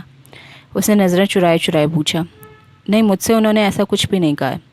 وہ چائے کے ہلکے ہلکے سپ لے رہا تھا۔ اشر چائے پی چکا تو اس نے سلمہ کو برتن لے جانے کو کہا۔ وہ جانے کے لیے اٹھ کھڑا ہوا تو سمانہ اس کے ساتھ پورچ میں کھڑی اس کی کریم کلر کی گاڑی تک ساتھ آئی۔ کاشف اور لائبہ کے اسکول کا مسئلہ جلد حل کرنا ہے آپ نے۔ اس نے پھر یاد دہانی کرائی تو اس نے سر ہلا دیا۔ وہ گیٹ سے باہر جاتی اس کی گاڑی کو دیکھ رہی تھی۔ چوکیدار گیٹ پہ مستعد انداز میں کھڑا تھا۔ وہ مطمئن سی ہو کر مڑی۔ جتنی وہ باہر سے مطمئن نظر آ رہی تھی، در حقیقت اندر سے ایسا نہیں تھا۔ ذہن سوچوں کی تپتی بھٹی بنا ہوا تھا۔ نہ جانے وہ جوہر آپا سے کیسے ملے گی، اس سے کیا کہیں گی، وہ کیسے ری ایکٹ کرے گی، کیا وہ نارمل رہ پائے گی؟ فی الحال وہ انہی سوالوں میں پھنسی ہوئی تھی۔ دوسرے روز اشر جب آیا تو وہ بالکل تیار تھی۔ جیل کے احاطے میں داخل ہونے کے بعد اس نے گاڑی مخصوص جگہ کھڑی کرنے کے بعد سمانہ کی ہمراہی میں قدم ملاقاتیوں کے کمرے کی طرف بڑھائے۔ اس نے باہر روک کر سمانہ کو اندر جانے کا اشارہ کیا تو بے بسی سے اسے دیکھ کر رہ گئی۔ گھر سے یہاں تک آتے ہوئے وہ مستقل ایک ذہنی تناؤ کا شکار رہی۔ اشر ساتھ تھا تو اسے حوصلہ سا تھا، اب وہ اسے چھوڑ کر واپس ہو گیا تھا۔ اشر کی کوشش اور تعلقات کی وجہ سے ملاقات قدرے آسانی سے ہو گئی تھی۔ جوہر آپا کے سامنے پہنچ کر اس کی نگاہیں جھک سی گئی تھیں۔ وہ کتنے دن بعد ان کے سامنے آئی تھی اور یہی بات اسے سب سے مشکل لگ رہی تھی۔ اس نے بڑے حوصلے سے نگاہیں اٹھائی تھی۔ اس کے دل کو دھکا سا لگا تھا۔ آپا کے چہرے پہ زردی گھنڈی ہوئی تھی، روشن آنکھوں اور شاداب چہرے کی چمک ماند پڑ گئی تھی۔ گلابی رنگت میں سیاہی گھلی ہوئی تھی، سفید ہاتھوں کی رگیں نمایاں ہو گئی تھیں۔ انہوں نے سمانہ کے ہاتھ تھام لیے۔ لب کچھ کہنے کی کوشش میں پھڑپھڑا رہے تھے۔ آپا رے، آپ نے کیا کر دیا؟ اس کی آنکھیں چھلک گئی۔ اس نے آپا کے لرزتے کانپتے وجود کو باہوں کے گھیرے میں لینے کی کوشش کی۔ پھر بتاؤ نا، میں کیا کرتی؟ وہ اس کے سینے سے سر ٹکائے ہچکیاں لے رہی تھی۔ میں نے بہت دیر کر دی نا سمانہ، یہ سب تو بہت پہلے ہو جانا چاہیے تھا۔ وہ آہستہ آہستہ بول رہی تھی۔ آپا، آپ عدالت میں اپنے بیان سے مکر جائیں، اشر بھائی نے چوٹی کا وکیل کیا ہوا ہے۔ نہیں سمانہ، ایسا کچھ بھی نہیں کہوں گی میں۔ غصے سے جوہر کی آنکھیں سلگ اٹھی۔ میں بہت تھک گئی ہوں، بہت زیادہ سونا چاہتی ہوں، بہت لمبی پرسکون اور گہری نیند۔ اگر میں سو گئی تو میری لائبہ اور کاشف کا بہت خیال رکھنا۔ خوابناک لہجے میں بولتی جوہر اسے بہکی سی لگ رہی تھی۔ اب تم ان کا سب کچھ ہو، تمہارے سوا ان کا کوئی بھی نہیں ہے، یہ یاد رکھنا تم۔ عجیب ہذیانی لہجہ تھا ان کا۔ ایک ثانیہ کے لیے سمانہ بھی ڈر گئی۔ جو باتیں ہم دونوں کے درمیان ہو رہی ہیں انہیں ہمیشہ یاد رکھنا۔ میں نے فیصلہ کیا ہے کہ میں خاموش رہوں گی۔ اتنا کہنے کے بعد وہ رک گئی، جیسے کچھ اور کہنے کے لیے لفظ ڈھونڈ رہی ہوں۔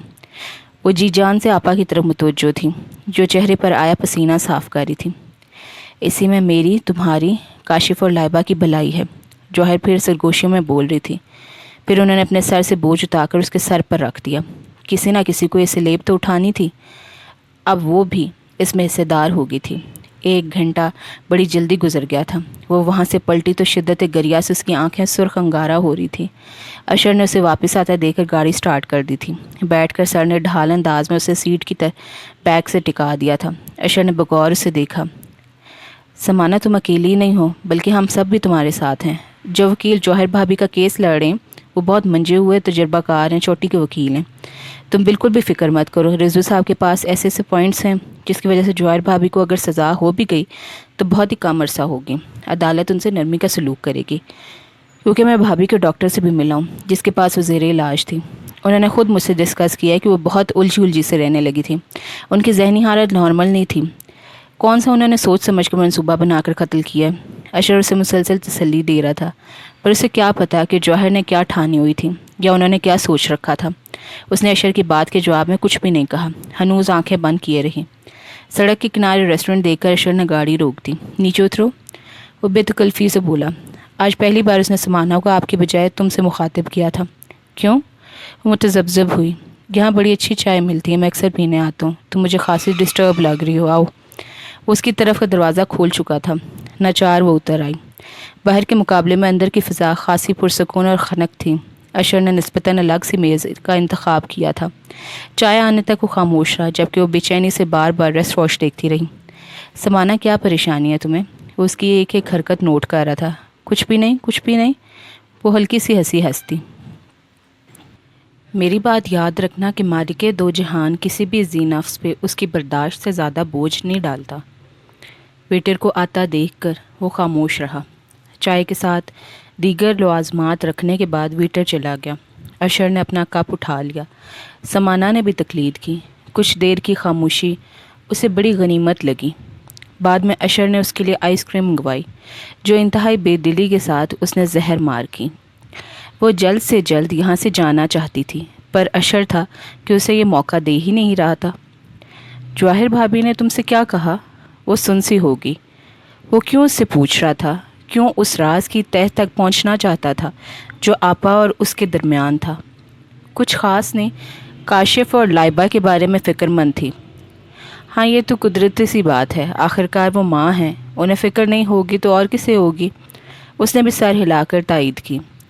اس وقت اس نے شکر ادا کیا جب اشر بل کی ادائیگی کر کے باہر نکلا۔ واپسی پہ گھر پہنچنے کے بعد اس نے اشر کو رسماً بھی اندر آنے کے لیے نہیں کہا۔ وہ حیرانی سے الجھے انداز میں اسے داخلی دروازے سے اندر غائب ہوتے دیکھتا رہی۔ میرے درد کو جو زباں ملے، میرا درد نغمہ بے صدا، میری ذات ذرہ بے نشاں، میرے درد کو جو زباں ملے، مجھے اپنا نام و نشاں ملے۔ پس منظر سے گھٹی گھٹی چیخوں اور سسکیوں کی وہی جانی پہچانی آواز آ رہی تھی۔ آنسو، کراہیں، واسطے، اذیت، درد، خاموشی، طویل خاموشی کا لمبا وقفہ، اذیت دار اذیت، کبھی نہ ختم ہونے والی اذیت، پھر نجات، ہمیشہ کی نجات۔ سفید چادر پہ خون کے سرخ سرخ دھبے، پوری چادر اس کے دیکھتے دیکھتے رنگین ہو گئی۔ دم رخصت، آخری کوشش، رہائی کی آخری کوشش، ایک لمبی ہچکی۔ اسے یوں لگا جیسے سارا کمرہ سرخ سرخ لہو سے بھرا ہوا ہے۔ پھر اس لہو سے مجسم ایک وجود بن گیا۔ پس منظر سے گلوکارہ کی آواز اب مدھم ہونی شروع ہو گئی تھی۔ میرا درد نغمہ بے صدا، میرے درد کو جو زباں ملے، میرے درد کو جو زباں ملے۔ وہ سرخ لہو سے بھنا وجود لمحہ بلمحہ اس کی طرف بڑھا تھا۔ کچھ ہی دیر کی بات تھی، وہ ہاتھ بڑھا کر اسے چھو لیتا، پھر وہ اس کے قابو میں ہوتی۔ اس کے ساتھ بھی وہی کھیل کھیلا جاتا، وہی اذیت، وہی درد۔ نہیں نہیں، بچاؤ بچاؤ، وہ پوری قوت سے چیخ پڑی۔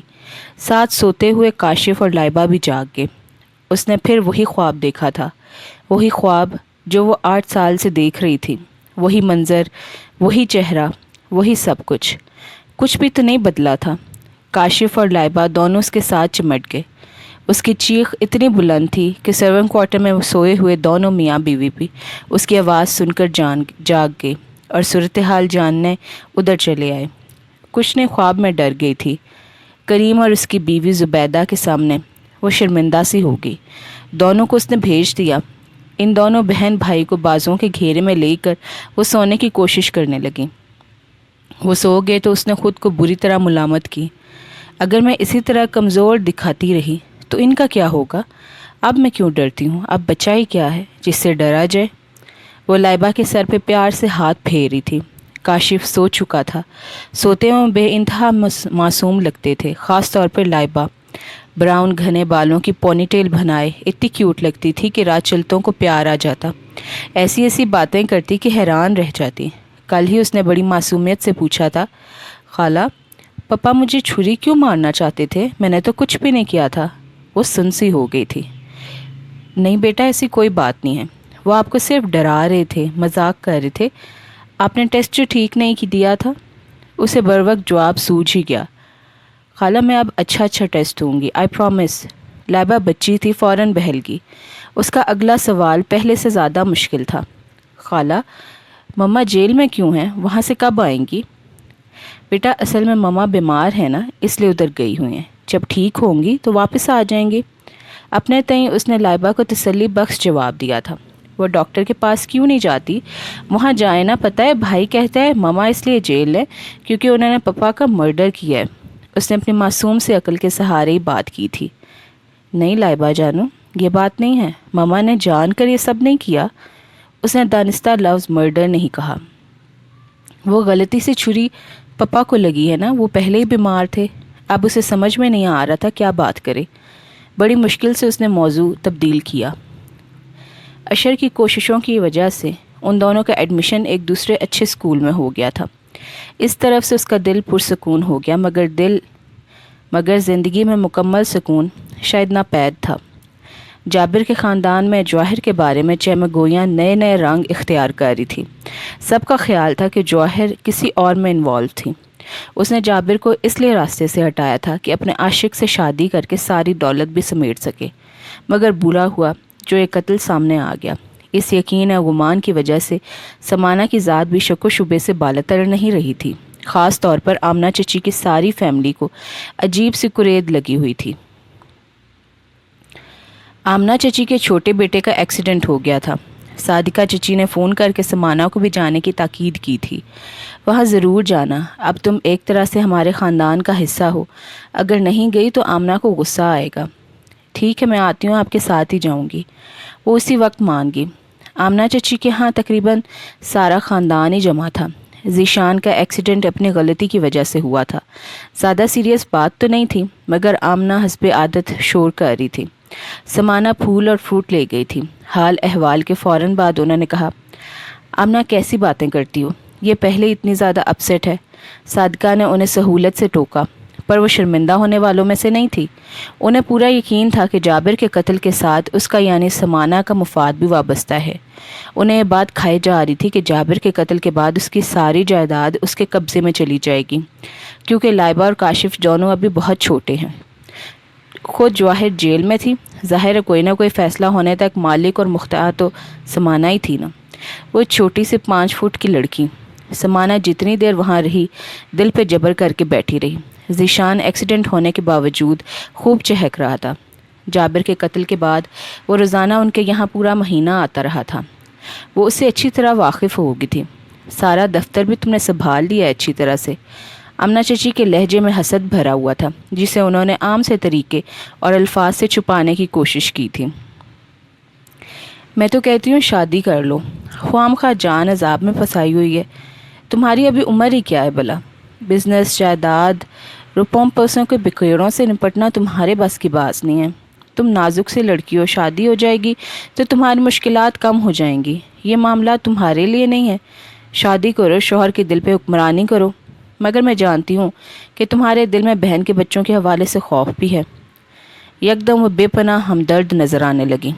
اس لیے میرا مشورہ ہے کہ کسی دیکھے بھالے بندے سے شادی کرو جو تمہیں چاہتا ہو، تمہاری قدر کر سکے اور بچوں کو بھی برداشت کر لے۔ ہمارے دل میں تمہارے لیے بڑی چاہت ہے، اس کا دھیان رکھنا۔ وہ اسے سوچوں میں غلطاں چھوڑ کر سامنے سے ہٹ گئی۔ آمنہ چچی نے کھانے کا انتظام کیا ہوا تھا۔ نہ کہنے کے باوجود انہوں نے اسے کھانا کھائے بغیر اٹھنے نہیں دیا۔ جب واپس آنے لگی تو انہوں نے پھر اسے یاد دہانی کرائی۔ سمانا، میری باتوں پہ غور کرنا، برا مت منانا۔ جوہر کے حوالے سے اب تم بھی ہماری اپنی ہو، دکھ دیکھا نہیں جاتا۔ تمہارا بہنوئی قتل ہو چکا ہے، بہن جیل میں ہے، اور تم کمزور سے اکیلی جان کیا کیا کرو گی؟ ہم تمہارے ساتھ ہیں، بلکہ ذیشان تو کہہ رہا تھا اس سے تمہارا اکیلا پن اور پریشانی دیکھی نہیں جاتی۔ میرا بیٹا بڑا احساس کرنے والا اور ہمدرد ہے، اس لیے تمہارے بارے میں فکر مند رہتا تھا۔ مجھے بھی خوشی ہوئی کہ کسی کو تو تمہاری فکر ہے۔ وہ بے دلی سے سر ہلا کر رہ گئی۔ صادقہ چچی واپسی میں اسے اپنے ہاں لے گئی۔ کافی دیر وہاں باتوں میں گزر گئی، پھر ڈرائیور اسے چھوڑ کر آیا۔ کاشف اور لائبہ اسکول سے آ چکے تھے۔ اسے شرمندگی سی ہوئی اور محسوس ہوا کہ اس نے بہت دیر لگا دی ہے، کیونکہ لائبہ رو رہی تھی۔ خالہ اب کہاں چلی گئی تھی؟ کاشف اسے دیکھتے ناراضگی سے بولا۔ اس کا منہ پھولا ہوا تھا۔ خالہ کی جان، آئی ایم سوری، میں چچی کے ہاں چلی گئی تھی نا، وہاں سے واپسی میں دیر ہوگی، آئندہ ایسا نہیں ہوگا، پہلی اور آخری بار یہ غلطی ہوگی ہے، کان پکڑ کر معافی مانگتی ہوں۔ اس نے سچ مچ کان پکڑ کر منہ پہ افسوسناک تاثرات طاری کر لیے تو کاشف ہنس پڑا۔ لائبہ بھی رونا بھول کر دلچسپی سے اسے دیکھ رہی تھی۔ اس نے لائبہ کو گود میں بٹھا لیا۔ آئندہ کچھ روز میں آفس جوائن کر لوں گی، تب کیا ہوگا؟ پھر تو میں لیٹ واپس آؤں گی۔ آپ بہادر بنو، شام میں کریم چچا کے ساتھ پارک چلے جایا کرو۔ اس نے تجویز دی تو کاشف مچل گیا۔ نہیں خالہ، آپ جلدی واپس آیا کریں گی اور ہم کریم چچا کے ساتھ پارک نہیں جائیں گے۔ اگر جائیں گے تو صرف آپ کے ساتھ، کیونکہ میں نے ٹی وی پلے میں دیکھا ہے چھوٹے بچوں کو باہر کسی بھی بندے کے ساتھ اکیلا نہیں بھیجنا چاہیے۔ اور ہاں بھائی، یہ بھی بتایا ہے کہ کسی سے کوئی چیز بھی مما کی اجازت کے بغیر لے کر نہیں کھانی چاہیے۔ لائبہ بھی شریک گفتگو ہوگی۔ مگر ہماری مما تو ہمارے پاس ہیں ہی نہیں، کاشف اداسی سے بولا تو اس کا دل کٹ سا گیا۔ اس نے قصدن بچوں کا ذہن ہٹایا۔ اچھا، اور کیا دکھایا اس پلے میں؟ اس میں یہ بھی بتایا کہ جو گندے گندے انکل ہوتے ہیں نا، وہ مٹھائی، آئس کریم، چاکلیٹ اور پیسوں کا لالچ دے کر چھوٹے بچوں کے ساتھ لے جاتے ہیں اور پھر مار دیتے ہیں۔ کاشف نے بڑے پتے کی بات کی تھی۔ ہاں بھائی، کھانے کی چیزوں میں بے ہوشی کی دوائی ہوتی ہے، اس لیے کھاتے بندہ بے ہوش ہو جاتا ہے۔ اس لیے ہمیں اکیلے باہر نہیں جانا چاہیے، اور اگر گندے انکل مل جائیں تو اسی وقت مما کو بتانا چاہیے اور ان سے کوئی بھی چیز لے کر نہیں کھانی چاہیے، اور اپنے آپ کو ہاتھ بھی نہیں لگانے دینا چاہیے، کیونکہ ہمارا جسم ہمارا ہے، کسی کو بھی حق نہیں ہے کہ وہ اسے ہاتھ لگائے۔ کاشف اس مشہور ٹی وی پروگرام کی ہو بہو نقل اتار رہا تھا۔ سمانا یک ٹک اسے دیکھے جا رہی تھی۔ وہ کتنی بڑی بڑی باتیں کر رہا تھا۔ وہ پھر سے سوچوں کے گرداب میں ابھرنے اور ڈوبنے لگیں۔ ذہن کاشف کے جملے پہ اٹک گیا تھا۔ ہمارا جسم ہمارا ہے، کسی کو حق نہیں کہ اسے ہاتھ لگائے۔ یہاں جسم پہ کیا موقف، روح تک اذیت سے بھری ہوئی ہے۔ وہ عجیب سے لہجے میں اپنے آپ سے بولی۔ شکر تھا کہ کاشف اور لائبہ اپنی باتوں میں مگن تھے، ورنہ شاید اس جملے کا مطلب پوچھ بیٹھتے، پھر وہ کیسے اس کی وضاحت کر پاتی؟ شاید وہ کبھی بھی تشریح نہ کر پاتی۔ ایک 6 سال کی بچی کے ساتھ زیادتی کا کیس اس کے پاس آیا تھا۔ بچی کا تعلق ٹھیک ٹھاک معزز گھرانے سے تھا، اس لیے کیس تھانے تک پہنچا تھا، ورنہ اگر کوئی روایتوں کا مارا گھر ہوتا تو بات وہیں دبا دی جاتی اور کسی کو کانوں کان خبر تک نہ ہوتی۔ اشر پوری جان فشانی سے کام کر رہا تھا تاکہ ملزم کو سزا دلوائی جا سکے۔ زیادتی کا مرتکب ایک 16 سال کا لڑکا تھا۔ بچی کے گھر وہ ملازم تھا۔ سارے گھر والے شادی کی ایک تقریب میں گئے ہوئے تھے۔ بچی ملازم کے ساتھ اکیلی تھی۔ بتایا گیا کہ چونکہ اس کی طبیعت خراب تھی، اس لیے ماں اسے ساتھ لیے بغیر چلی گئی۔ اشر اس وکیل پہ بھنا گیا تھا اور یہ کہتے کہتے بمشکل رکا تھا کہ آپ بھی نہ جاتی، بچی کے ساتھ رہتی۔ ملازم کا بیان تھا کہ اس کی بچی پہ مجرمانہ حملے کا کوئی بھی ارادہ نہیں تھا۔ وہ ٹی وی پروگرام دیکھ کر گھر والوں کی واپسی کا انتظار کر رہا تھا تاکہ جب گھر والے واپس آئیں تو وہ فوراً گیٹ کھول سکے۔ کیبل پہ ایک بیہودہ فلم چل رہی تھی۔ وہ فلم دیکھ کر اس کا دماغ الٹ گیا اور وہ جذبات میں اندھا ہو کر بچی کے کمرے میں گھس گیا۔ وہ اپنے مذموم شیطانی مقاصد کی تکمیل میں کافی حد تک کامیاب ہو چکا تھا جب مالکوں میں سے ایک اچانک واپس آ گیا۔ اب اس کے پاس بھاگنے کا وقت نہیں تھا، کیونکہ تھوڑی دیر میں باقی سب گھر والے بھی واپس آ چکے تھے۔ بچی بے ہوش تھی اور اس کی حالت کافی سنگین تھی۔ بچی کے باپ کا ارادہ تو اسے جان سے مارنے کا تھا، مگر گھر والوں نے پولیس کو فون کر دیا۔ پھر بھی تھانے آنے سے پہلے تک ملازم کی ٹھیک ٹھاک مزاج پرسی ہو چکی تھی۔ وہ شدید زخمی حالت میں تھا۔ مقدمہ زیر سماعت تھا۔ انویسٹیگیشن آفیسر کی حیثیت سے اشر بھی عدالت میں پیش ہوا تھا۔ بچی تاحال ہاسپٹل میں تھی۔ وہ اسے دیکھنے گیا تو اس پہ نظر پڑتے ہوئے ہذیانی انداز میں چیخنے لگی تھی۔ اشر کے دل پہ بوجھ سا آ پڑا تھا۔ وہ سخت تعصب میں گھرا ہوا تھا۔ اس کی ماں نے جو ساتھ ہی تھی بتایا کہ ہر مرد کو دیکھتے ہی اس کی یہی حالت ہوتی ہے، حتیٰ کہ اپنے باپ کو دیکھ کر بھی حواسوں میں نہیں رہتی ہے۔ وہ اندازہ کر سکتا تھا کہ اس بچی کا مستقبل کیسا ہوگا۔ شاید وہ تمام عمر مردوں سے نفرت میں گزار دیتی۔ اب بہت مشکل تھا اعتبار کرنا۔ کم سے ان بچوں سے زیادتی سے متعلق کچھ لکھنے کا خیال غیر ارادی طور پر اس کے ذہن میں آیا تھا۔ اس نے جوں سوچا، خیالات پہ عمل کرنے کا دل چاہنے لگا۔ اس سلسلے میں 10 سال کا ریکارڈ بھی اس کے سامنے تھا۔ ساری فائلز کو غور سے دیکھنا اور ضروری پوائنٹس نوٹ کرنے کا مرحلہ باقی تھا۔ جوہر کے کیس کی 4 پیشیاں ہو چکی تھیں، مگر کوئی خاص پیش رفت نہیں ہوئی تھی، کیونکہ جوہر نے اس معاملے میں زبان نہ کھولنے کی قسم کھائی ہوئی تھی۔ وہ وکیل کے ساتھ بھی خاص تعاون نہیں کر رہی تھی۔ اشر بہت پریشان سا سمانہ کے پاس آیا۔ ادھر ادھر کی رسمی باتوں میں وقت ضائع کرنے کے بجائے اس نے براہ راست ان دونوں کی ہونے والی ملاقات کی تفصیل جاننا چاہی، تو سمانہ دامن بچانے لگی۔ اسی میں اس کی عافیت تھی۔ وہ مجھے لائبہ اور کاشف کا خیال رکھنے کو کہہ رہی تھی۔ وہ میز کا کونا ناخنوں سے کھرچنے میں مگن نظر آنے لگی۔ سمانہ، آپ کچھ چھپا رہی ہیں۔ وہ آپ کا طرز تخاطب استعمال کرنے پہ اتر آیا تھا، جو اس کی ناراضگی کا ثبوت تھا۔ بھلا میں نے کیا چھپانا ہے؟ جو بات ہوئی بتا دی۔ اس نے رخ موڑ لیا تھا۔ وہ ٹھنڈی سانس لے کر رہ گیا۔ پھر بھابھی نے کیوں قتل کیا؟ جس طرح انہوں نے چھری سے پے در پہ وار کیے ہیں، پوسٹ مارٹم کی رپورٹ بھی یہی بتاتی ہے کہ پوری طاقت صرف کی گئی ہے۔ زخموں کی صورت بتاتی ہے کہ وہ شدید نفرت کا رد عمل ہے۔ میرے لیے حیرت کا باعث یہ ہے کیونکہ بھابھی نے عدالت میں بیان دیا ہے کہ انہیں نہیں پتہ اس وقت وہ کیا کر رہی ہیں۔ سمانہ اسے دیکھ کر رہ گئی۔ اگر مجھے ساری بات پتہ ہوتی تو کیس کا رخ موڑا جا سکتا ہے، بھابھی کو لمبی سزا سے بچایا بھی جا سکتا ہے۔ ایک ملال نے سمانہ کو جگڑنا شروع کر دیا تھا۔ وہ اسے کیسے بتاتی؟ آپا سزا سے ہی تو بچنا نہیں چاہتی، اسی لیے انہوں نے زبان بند کر رکھی تھی۔ انہوں نے اسے بھی اپنے ساتھ ایک ایسے راز میں شریک کر لیا تھا جس کا بوجھ اٹھانا اس کے لیے ابھی سے ناقابل برداشت ہونا شروع ہو گیا تھا۔ بھلا وہ کیسے حفاظت کر سکے گی؟ کیسے بوجھ سہار پائے گی؟ اشر کے سامنے زیادہ دیر بیٹھنا اب اسے ممکن نہیں لگ رہا تھا، اس لیے طبیعت کی خرابی کا بہانہ کر کے وہ وہاں سے اٹھ آئی۔ وہ حیرت اور تعصب سے دروازے کو دیکھنے لگا جہاں سے وہ گزر کر ابھی گئی تھی۔ عجیب گور کھندندہ تھا۔ اسے سمجھ میں ہی نہیں آ رہا تھا کہ کہاں سے ڈور سلجھانی شروع کرے۔ چھوٹی بی بی ذیشان صاحب آئے ہیں، کریم کی بیوی سے بتا کر اب سوالیہ نگاہوں سے دیکھ رہی تھی کہ اب وہ اس کے جواب میں کیا کہتی ہے۔ اچھا بٹھاؤ، انہیں میں آتی ہوں۔ اس نے بستر سے اٹھ کر چپل پہنی، شانوں پہ دوپٹہ درست کیا۔ اس دوران وہ سوچ رہی تھی کہ ذیشان کیوں آیا ہے۔ جابر کی موت کے بعد سب کے ساتھ وہ آتا رہتا تھا، اس کے بعد وہ آج آیا۔ اس کا سوچنا فطری سا تھا۔ وہ ڈرائنگ روم میں آئی تو ذیشان صوفے سے اٹھ کھڑا ہوا۔ اس نے سلام کر کے رسماً سب کی خیریت پوچھی۔ چائے پینے کے دوران اس نے بتایا، امی آپ کو یاد کر رہی ہیں، کہہ رہی تھی آپ کو ساتھ لے کر آؤں۔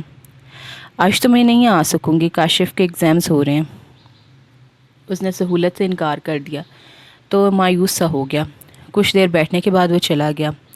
آمنہ چچی جانے کیوں اس پہ مہربان ہو رہی تھی، اس کی سمجھ سے بالا تر تھا۔ آمنہ چچی نے صادقہ چچی سے سمانہ کے بارے میں بات کی تھی۔ وہ اسے ذیشان کی دلہن بنانا چاہتی تھی۔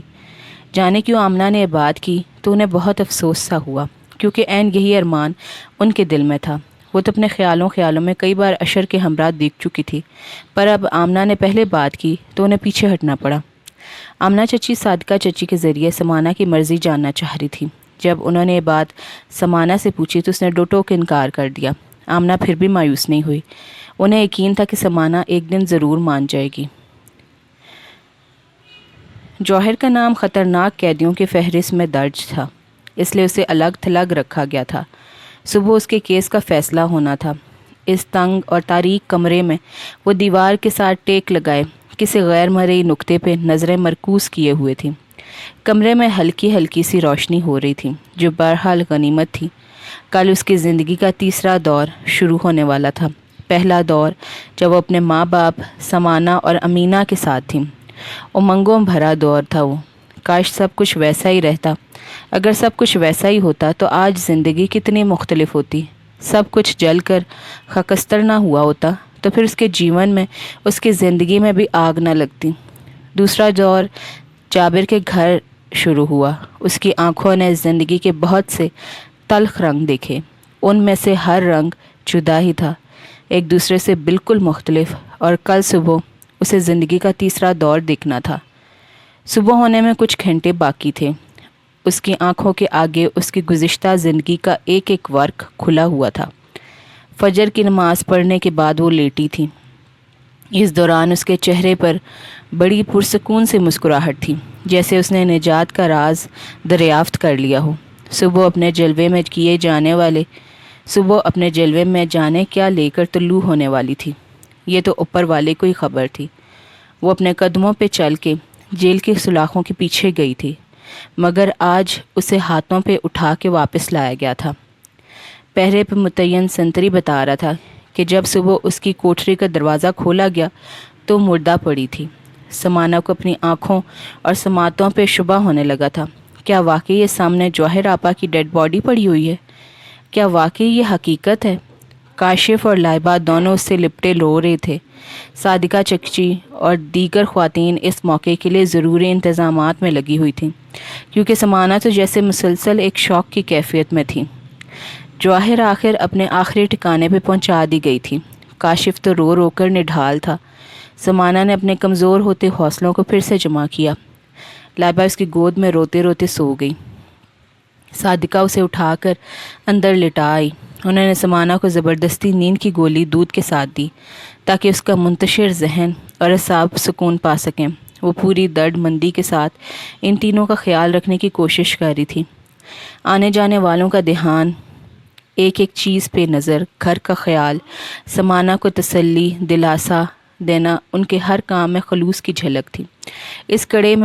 इस कड़े वक्त में अगर उनका सहारा ना होता तो शायद समाना भी हौसला हार जाती।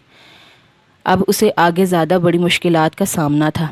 वसीयत की रो से जवाहिर ने सारी जायदाद का वारिस काशिफ, लाइबा और समाना को करार दिया था।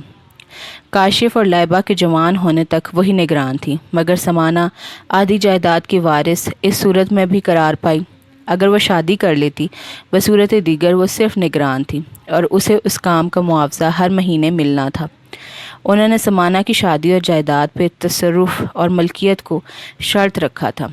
जौहर के वकील ने बावाज़े बुलंद जाबिर के रिश्तेदारों की मौजूदगी में वसीयत पढ़कर सुनाई थी। जौहर की वसीयत के मुताबिक अगर इन तीनों में से किसी को भी खुदा न ख्वास्ता कुछ हो जाता है तो इसका हिस्सा भी दूसरे को मुंतकिल होता। मसलन अगर समाना मर जाती तो उसके हिस्से की जायदाद काशिफ और लाइबा में तकसीम हो जाती। अगर इन दोनों के साथ नागहानी हो जाए तो समाना तमाम जायदाद की वारिस बन जाती। आखिर में एक बंद लफाफा वकील ने समाना को दिया था। ये तहरीर जवाहिर ने जेल में लिखी थी और वकील साहब के ज़रिए लॉकर में लिखवाई थी। उसके ऊपर मोटे मोटे हरूफ में लिखा था, सिर्फ समाना के लिए। वकील साहब जा चुके थे। जाबिर के अक्सर रिश्तेदारों के चेहरे उतरे उतरे से थे। कुछ रश्क और हसद से समाना को देख रहे थे जो बैठे बिठाए मालिक बन गई थी। आमना के चेहरे पे गुस्से की दबी दबी कैफियत थी। बच्चों के जवान होने तक जैसे चाहे खर्च करे, गुलछड़े उड़ाए, कोई पूछने वाला नहीं। जवाहिर ने भी बड़ी कम अकली का सबूत दिया। समाना जैसी बच्ची के नाम सारी जायदाद कर दी, निगरान बना दिया। अगर निगरान बनाना ही था तो किसी समझदार बंदे को बनाती। भला समाना जैसी नाजुक लड़की कैसे इन बिखेड़ों को संभालेगी? वो एक रिश्तेदार खातून के आगे जेले दिल के फफोले फोड़ रही थी, जिनके ख्यालात कमोबेश उनसे मिलते जुलते थे। जौहर की वसीयत पे हर कोई अपने अपने अंदाज में इजहार ख्याल कर रहा था। सादिका, उनकी सारी फैमिली अलबत्ता खामोश थी। उन्होंने ज़ुबान से एक लफ्ज़ तक नहीं निकाला था। हालांकि आमना ने पूरी कोशिश की थी अफसोस में उन्हें भी अपने साथ शरीक करने की, मगर वो समझदारी से काम लेते इधर उधर हो गई थी।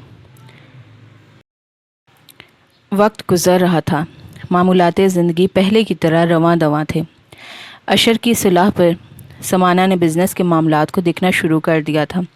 اس سلسلے میں اسے آفس مینیجر عظیم ملک کا تعاون بھی حاصل تھا۔ وہ ایماندار اور مخلص آدمی تھے، ورنہ ان کی جگہ کوئی اور ہوتا تو بڑے سے بڑا ہیر پھیر کر چکا ہوتا، مگر انہوں نے جابر کی موت کے بعد سے لے کر آج تک ایک روپے کی بے ایمانی نہیں کی تھی۔ سمانہ پہ حال ہی میں یہ راز کھلا تھا کہ جابر کا کزن اور آمنہ چچی کا بیٹا ذیشان بھی جابر کی زندگی سے یہاں کام کر رہا تھا۔ وہ پروڈکشن ڈپارٹمنٹ میں تھا۔ اگر سمانہ آفس نہ آنا شروع کرتی تو اسے پتہ ہی نہ چلتا۔ مینیجر صاحب کے مطابق ذیشان اپنا کام مکمل طور پر انجام دیتا تھا۔ اس کی ذات اور کام سے کسی کو خاص شکایت نہیں تھی۔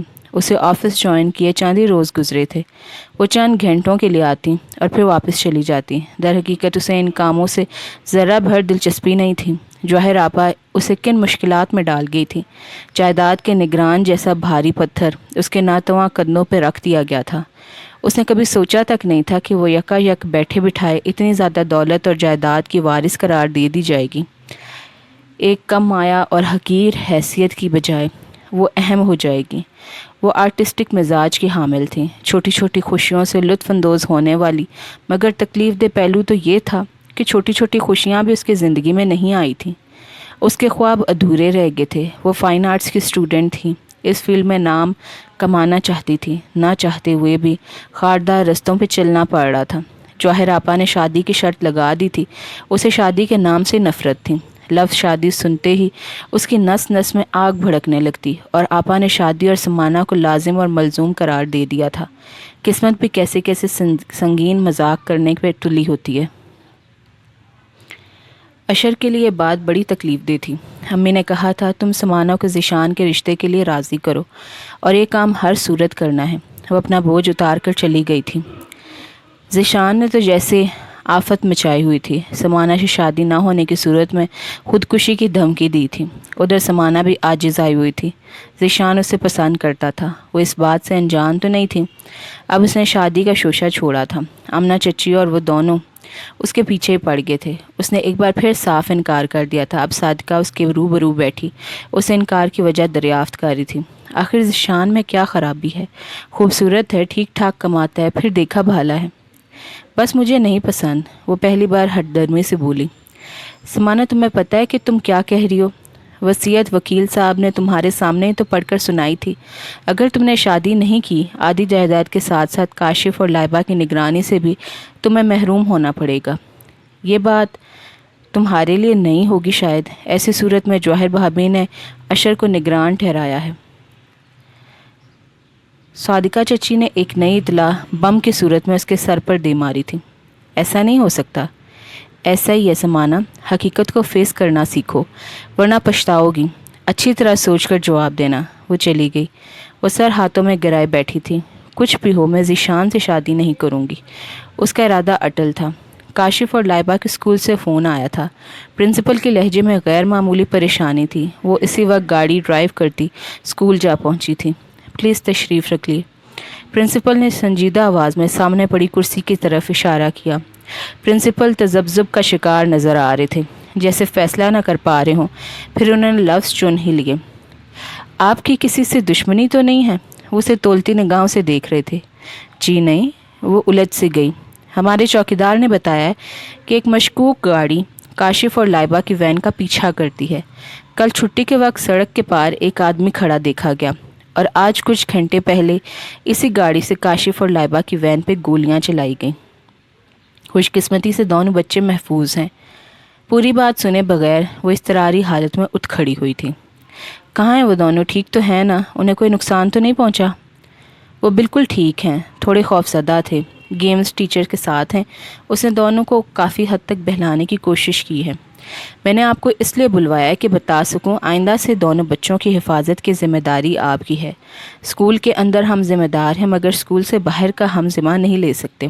اللہ نہ کرے کل اگر کچھ ہو تو ہمارا اسکول اسکینڈلائز ہونے جائے گا، جو کہ ہم افورڈ نہیں کر سکتے۔ آپ کو اس معاملے پر سنجیدگی سے غور کرنا پڑے گا۔ اب آپ بچوں کو لے جائیں اور کوشش کریں کہ وہ خوف کا شکار نہ ہوں۔ ٹھیک ہے۔ اس نے سر اس بات میں ہلایا، پھر پھر وہیں بیٹھے بیٹھے اس نے اشر کے سیل پہ فون کال کی۔ اس نے تفصیلات بتائے بغیر اسے اسکول پہنچنے کی درخواست کی۔ وہ ایک میٹنگ میں تھا، کسی طرح بھی آدھ پونے گھنٹے پہلے نہیں آ سکتا تھا۔ پرنسپل اس کے خوف کی وجہ جان گئے تھے۔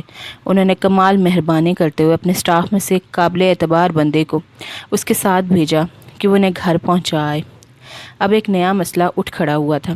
کاشف اور لائبہ پہلے ہی پے در پے رونما ہونے والے صدمات کی وجہ سے پریشان تھے۔ یہ اور آفت تھی جس کا انہیں سامنا کرنا پڑا تھا۔ رات اس نے ان دونوں کو جلدی سلا دیا۔ وہ خود بھی سونے کی تیاری کر رہی تھی جب اس کا سیل فون گنگنایا۔ اس نے CLI پہ دیکھا، اجنبی مقامی نمبر تھا۔ ہیلو، وہ اپنے مخصوص نرم آواز میں بولی۔ مس سمانہ، کیا حال چال ہے؟ آپ کون؟ وہ اجنبی کھردرے مردانہ لہجے کو پہچاننے کی کوشش کر رہی تھی۔ آپ مجھے نہیں جانتی، مگر میں آپ کو اچھی طرح پہچانتا ہوں۔ میں سمجھی نہیں۔ حالانکہ سمجھانے کی بڑی کوشش کی گئی ہے، آپ صرف وارننگ دی ہے، آج صرف وارننگ دی ہے، مگر کل سے عمل شروع ہوگا۔ کہنے کے ساتھ ہی فون بند کر دیا گیا۔ اس نے نمبر چیک کیا، کالنگ کارڈ کا نمبر تھا۔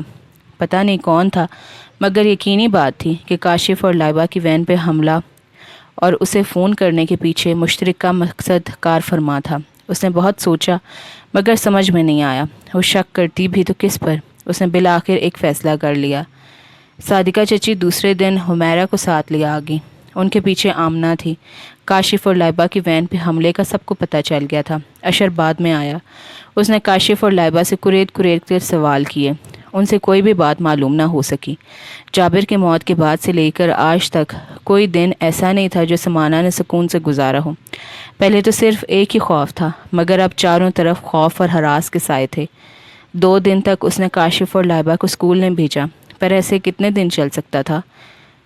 بچے پہلے ہی اپسیٹ تھے۔ اس نئی صورتحال سے ان کے ننھے ذہنوں میں سنگین سوالات جنم لے سکتے تھے۔ اب یہ پریشانی ختم نہیں ہوئی تھی کہ ایک اور واقعہ رونما ہوا جس نے سمانہ کا رہا سہا سکون بھی برباد کر دیا تھا۔ رات گئے، جابر منزل پہ گولیاں برسائی گئی۔ جب تک پولیس آئی حملہ آور بھاگ چکے تھے۔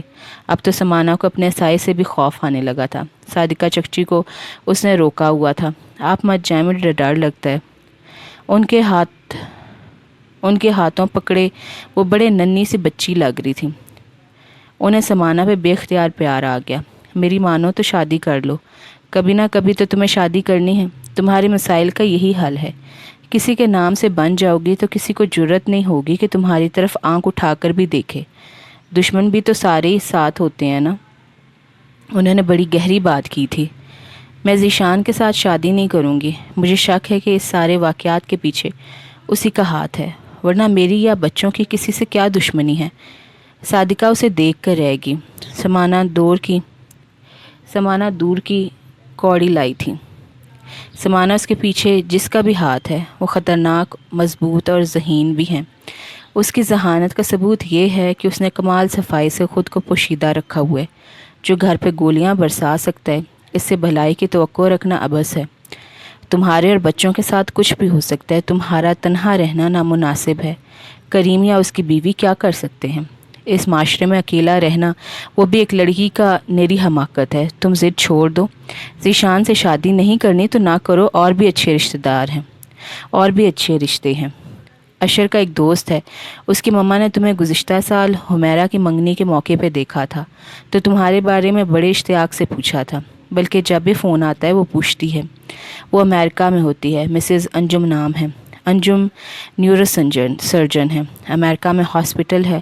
بیٹا البتہ یہی ہیں، بڑے اچھے لوگ ہیں۔ ایسی فیملی اور گھرانے قسمت والوں کو ملتے ہیں۔ اشر کا دوست ہے، لڑکا مضبوط کردار کا ہے، خاندانی لوگ ہیں۔ وہ غائب دماغی کے عالم میں سن رہی تھی۔ کاشف اور لائبہ کی فکر مت کیا کرو، وہ صرف تمہاری ذمہ داری نہیں ہے، ہم سب بھی تمہارے ساتھ ہیں۔ انہوں نے اسے ساتھ لگا کر تسلی دی تو وہ سر ہلا کر رہ گئی۔ تم اگر ہاں کرو تو میں مسز انجم سے بات کروں؟ وہ اس کا چہرہ دیکھ رہی تھی۔ میں 1-2 روز تک سوچ کر جواب دوں گی۔ صاف لگ رہا تھا وہ انہیں بہلانے کی کوشش کر رہی ہے۔ رات ضد کر کے اس نے صادقہ کو نہیں جانے دیا۔ اشر اس سارے معاملے کی خاموشی سے اپنے طور پہ تفتیش کر رہا تھا۔ میرے درد کو جو زباں ملے، میرا درد نغمہ بے صدا، میری ذات ذرہ بے نشاں۔ امینہ کی آواز کہیں قریب سے آتی محسوس ہو رہی تھی۔ وہ جھوم جھوم کے پڑھ رہی تھی۔ وہ بند دروازے کے پیچھے سے اس کی سریلی آواز سن رہی تھی۔ اب آنے والے کے نقوش واضح ہو چکے تھے۔ میری خاموشی کو بیاں ملے، میری امینہ کے گلے سے برآمد ہوتے لفظ ٹوٹ ٹوٹ کر نکل رہے تھے۔ کچھ ہی دیر میں صرف خرخراہٹ ہو رہی تھی، پھر اذیت میں ڈوبا خاموشی کا وقفہ، جانی پہچانی سسکیاں، سفید چادر رنگین ہو گئی تھی۔ اس کے نازک جسم نے جھٹکا کھایا اور آنکھ کھل گئی۔ یہ خواب دیکھنے کے بعد جب بھی اس کی آنکھ کھلتی تھی وہ یہی دعا کرتی تھی، کاش اس کی آنکھ اب کبھی نہ کھلتی۔ ہوش میں آنے کے بعد اذیت حد سے سوا ہو جاتی تھی۔ پاس ہی ایک سائڈ پہ کاشف اور لائبہ سوئے ہوئے تھے۔ اس نے پانی پی کر آیت الکرسی پڑھی اور روٹھی نیند کو بلانے کی کوشش کرنے لگی۔ 8 سال پہلے زندگی کتنی مہربان اور خوشگوار تھی۔ جوہر آپا کی شادی ہو چکی تھی۔ امینہ اور وہ دونوں اسکول میں زیر تعلیم تھی۔ جابر بھائی شادی کے بعد اس نئے گھر میں شفٹ ہو گئے تھے۔ انکل زمان صدیقی ان دونوں سے بہت پیار کرتے تھے۔ وہ بہت پڑھاکو تھی۔ اس کے برعکس امینہ غیر نصابی سرگرمیوں میں بڑھ چڑھ کر حصہ لیتی تھی۔ اس کی آواز سریلی تھی۔ وہ جھوم جھوم کر اسمبلی میں نعتیں اور ترانے پڑھتی۔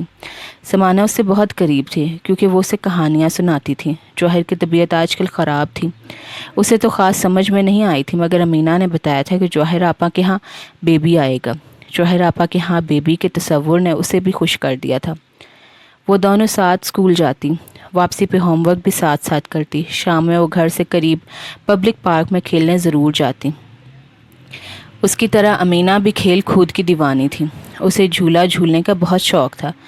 جب وہ جھولے پہ بیٹھتی تو اس کا جھولا تیز اور اونچا ہوتا، جبکہ سمانہ تو بیٹھتے ہی چیخیں مارنے لگتی تھی۔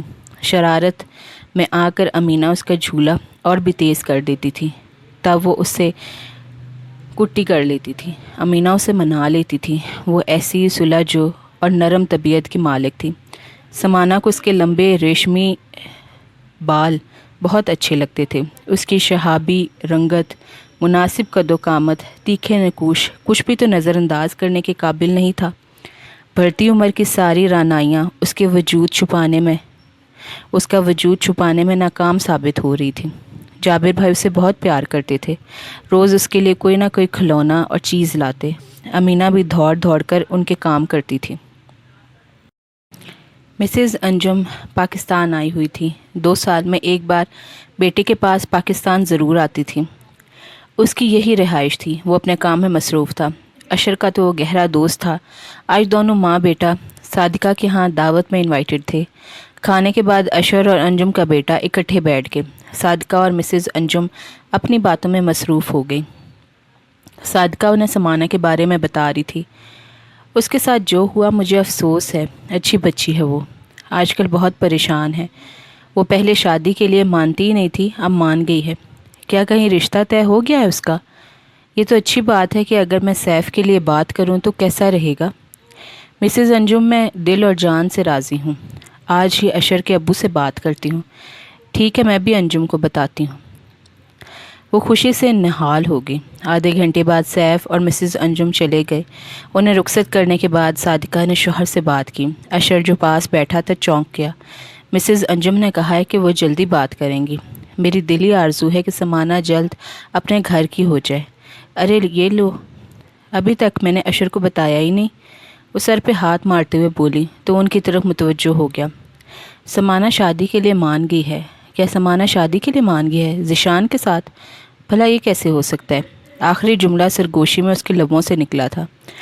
ذیشان کے ساتھ تو اس نے شادی سے صاف انکار کر دیا ہے۔ تمہارے لیے میں نے اس سے بات ہی نہیں کی تھی کہ تم نے کبھی پسندیدگی کا اظہار ہی نہیں کیا۔ کیا مسز انجم کی آرزو تھی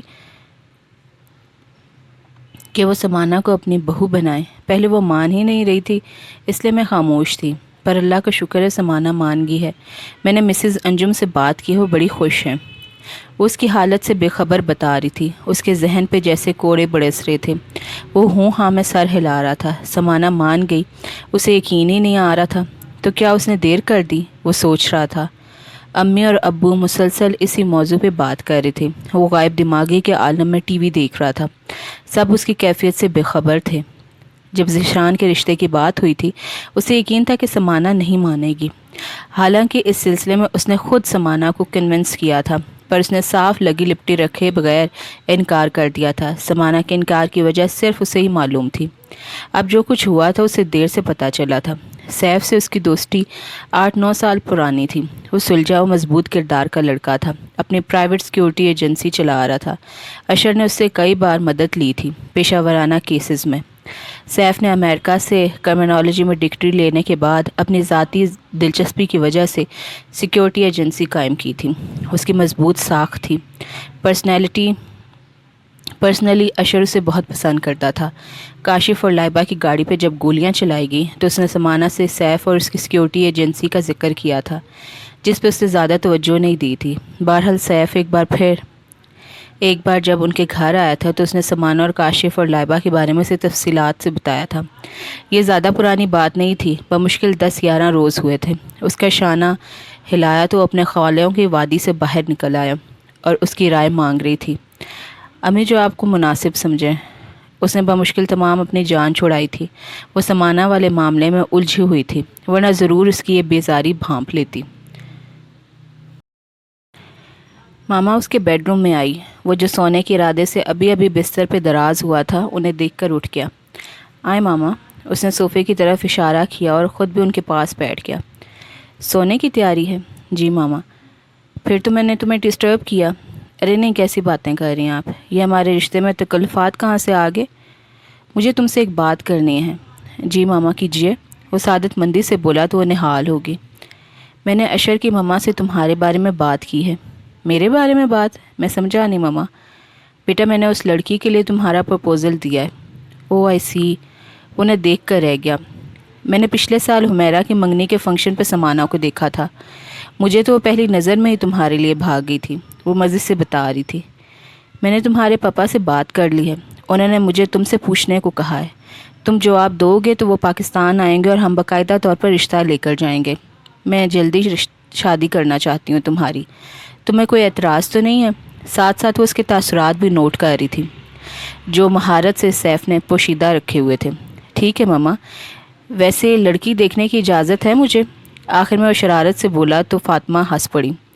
کیوں نہیں، ویسے ابھی سے اتنی بے قراری ہونے لگی ہے تمہیں؟ انہوں نے اسے چھیڑا تو وہ جھینک گیا۔ وہ فوراً سنجیدہ ہوگی۔ ویسے لڑکی بہت اچھی ہے، تمہیں ضرور پسند آئے گی۔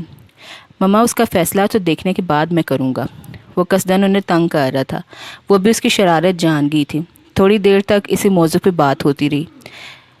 سیف اب سو جاؤ، رات بہت ہو گئی ہے۔ انہوں نے دیوار گر گھڑی کی طرف اشارہ کیا اور اٹھ کھڑی ہوئی۔ سیف نے ان کے باہر نکلنے کے بعد دروازہ لاک کیا اور اپنے بستر پر آ گیا۔ آج اس کے پاس سوچنے کے لیے بہت کچھ تھا، سو نیند اڑی ہوئی تھی۔ تم یہاں؟ میں نے تم سے کتنی بار کہا ہے کہ میرے سامنے مت آیا کرو؟ مارے غضب کے وہ آپ سے تم پر اڑ آئی تھی۔ ساتھ اس نے ذیشان کو جانے کا اشارہ کیا۔ پلیز سمانہ میری بات سن لیں، صرف ایک بار۔ میں نے تمہاری کوئی بات نہیں سننی۔ اس کے تیور قطعی جارحانہ تھے۔ میں اتنا برا نہیں ہوں جتنا آپ سمجھ رہی ہیں۔ ہاں مجھے پتہ ہے، میں جتنا سمجھتی ہوں تم اس سے زیادہ برے ہو۔ یہ مجھ سے بہتر کون جان سکتا ہے؟ یہ آفس سے گھر نہیں ہے جو تم منہ اٹھائے چلے آئے ہو۔ میں مالک ہوں، یہ بات یاد رکھو۔